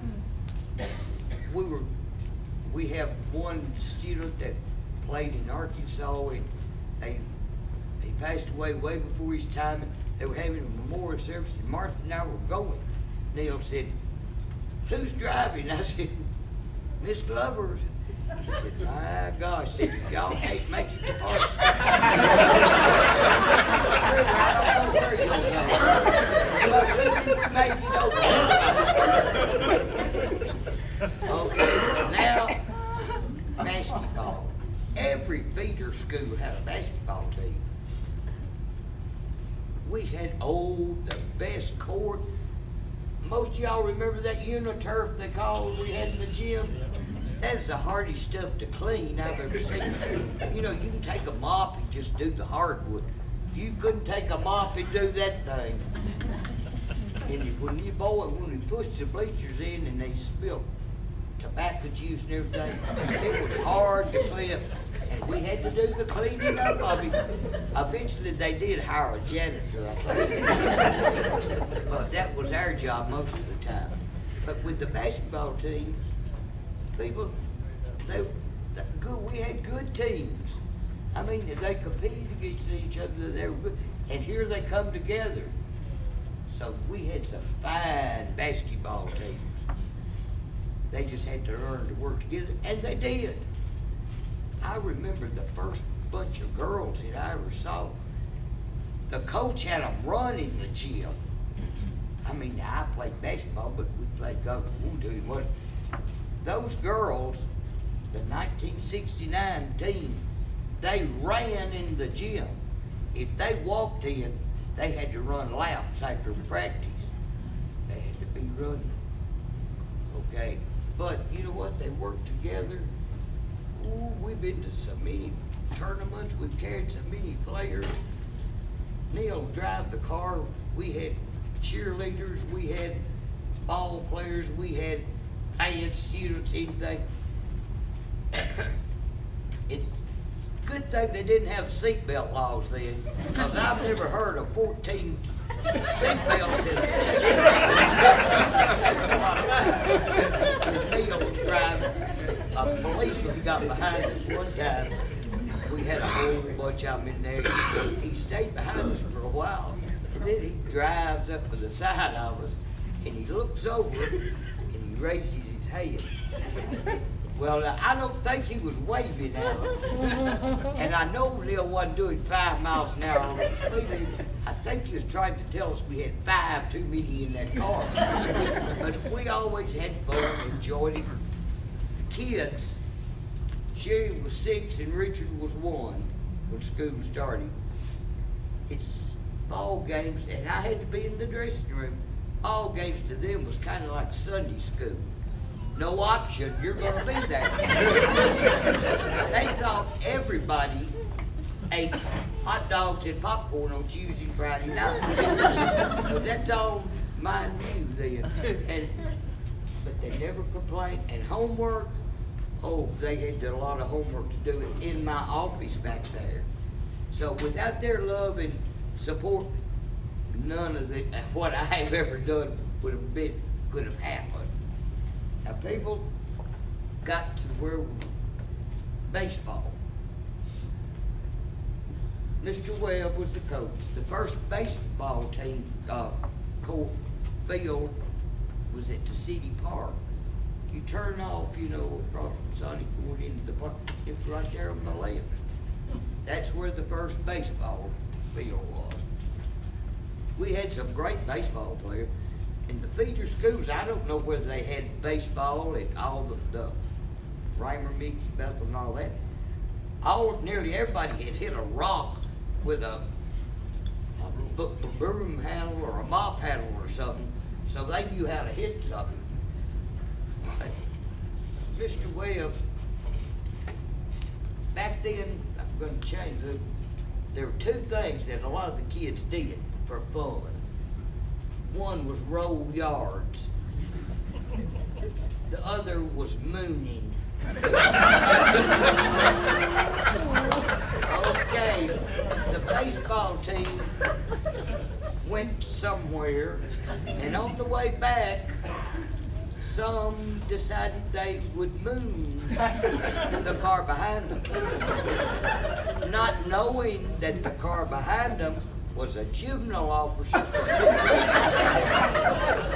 Needless to say, that lady called the school the next day. Mr. Webb was the only one that had been in the school bus so he found out. We would have bet that some of those that he called, they probably didn't want to pull their pants down for anybody because he tore them up. And there was no more moving from there. But Miss Glover and I, we were behind the football bus one night, and all of a sudden someone moons us. But what we couldn't understand, he still had his football jersey on.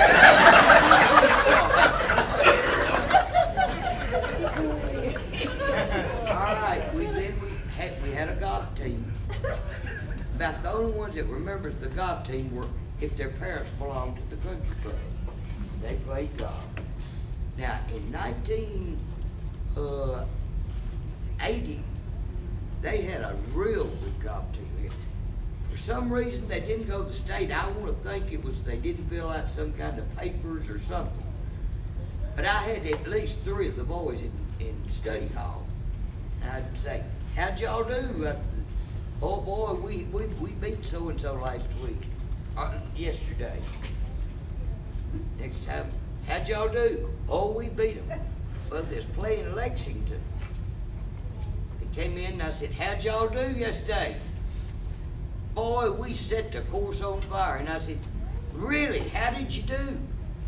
We set the course on fire. Well, what was your score? Miss Randolph, don't know the score. We caught the course on fire.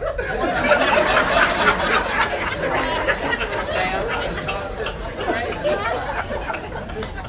So there's been, then people started the softball team. Volleyball was started the year before softball, and Miss Sharon Smith and Wanda Gilchrist were the first coaches. Okay, then the least team and 2 of the Shelton twins come and said, would you have softball next year? Yeah. Not knowing what was getting into, I said, Miss Brown will help me. And she said, okay. Well, all of you that have played softball, you've heard me tell the story before. When I saw them out there last year and this year playing, and there's about 20 softballs on the field, it just was breathtaking. We had 2 softballs. They gave us 2 softballs to play a game. We didn't have a bag to put your equipment in. We had a pasteboard box that we carried. They did let us have pictures catcher's glove, catcher's out, the chest protector and all that. That's what we started with. Now, Delise Tigg knew more about, she has forgotten more about softball than Miss Brown and I ever knew. She was our shortstop. We didn't need a second baseman, a third baseman, or a She was top notch. You know, there was probably, the kids were, we had some talented girls on that team, but we didn't know how to get it out of them or what. Those kids would do anything we said. I believe if we'd have said, girls, today we're gonna play a game and we want you to take your gloves off, play without a glove. And by the way, gonna play barefooted. They'd have looked at us funny, but they'd have sat down and they'd start taking those shoes off, throwing them in the dugout and those gloves in the dugout. No matter what we said, they did. Best group of girls. Well, we told Delise, I told that group, I'll stay with you till y'all graduate. I was coach for volleyball in there. People, there's one thing that I learned from softball. You know, it was a good lesson that some people never learned it. I learned after 3 years I wasn't a coach. I wasn't a coach and I didn't think I'd ever be one. I even offered, Tommy Browder wanted to assistant one time, and I even volunteered, Tommy, well, I'll be your assistant. I think he thought I was joking, but anyway, he didn't take me up on it. But I knew I was not a coach, and people, I think we've covered just about every sport we had up here, golf and all that. See, as I say, track. I saw the only track meet, the first one we ever had. I'd seen track meets on television, but whoever, don't even know who the coach was, don't even know what year it was, but I remember this boy running the hurdles. He ran the hurdles and he cleared the first one.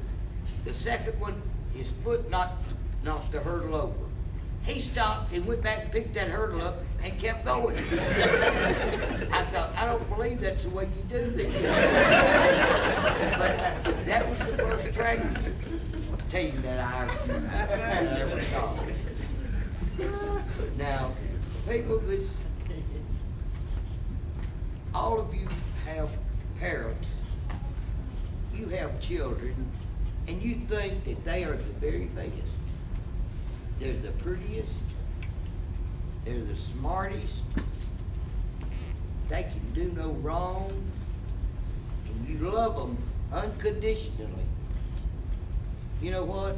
That's the way I feel about McNair Central. I think McNair Central is my child. Now, my blood runs blue, it's always run blue. I don't believe you could ever even get any red out of it. Oh, I'm sorry, I wasn't supposed to mention that one. Sorry, Jim. People, this school means so much to me. It's been such a pleasure. I have seen every one of the ones inducted into the McNair Central Hall of Fame perform. And that's a thrill to know that you have, and then to be included in it, that was something else. People, in a few years, 10 or 20 years from now, if y'all happen to be sitting at a ball game and the lights blink or the power goes out, or if you're making a speech and the mic goes off, y'all say, well, that's Ms. Randolph letting us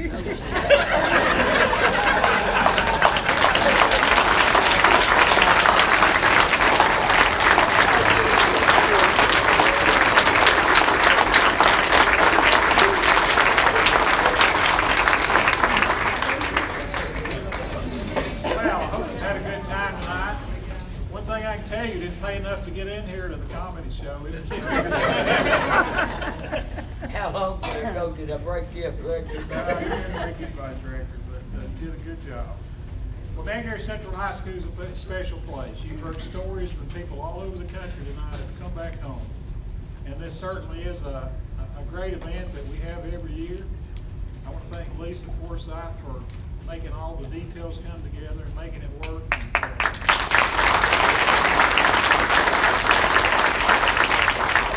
We hope to continue this, and we made a commitment early on when we started this, and we wasn't going to ask anybody for any money. But tonight, when you leave, if you want to leave a little donation, it certainly would help. So I'm asking you to do that if you feel inclined to do it. But to all the inductees, you truly inspired us tonight.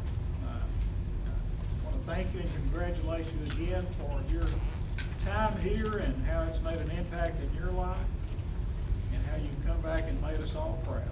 So thank you for coming.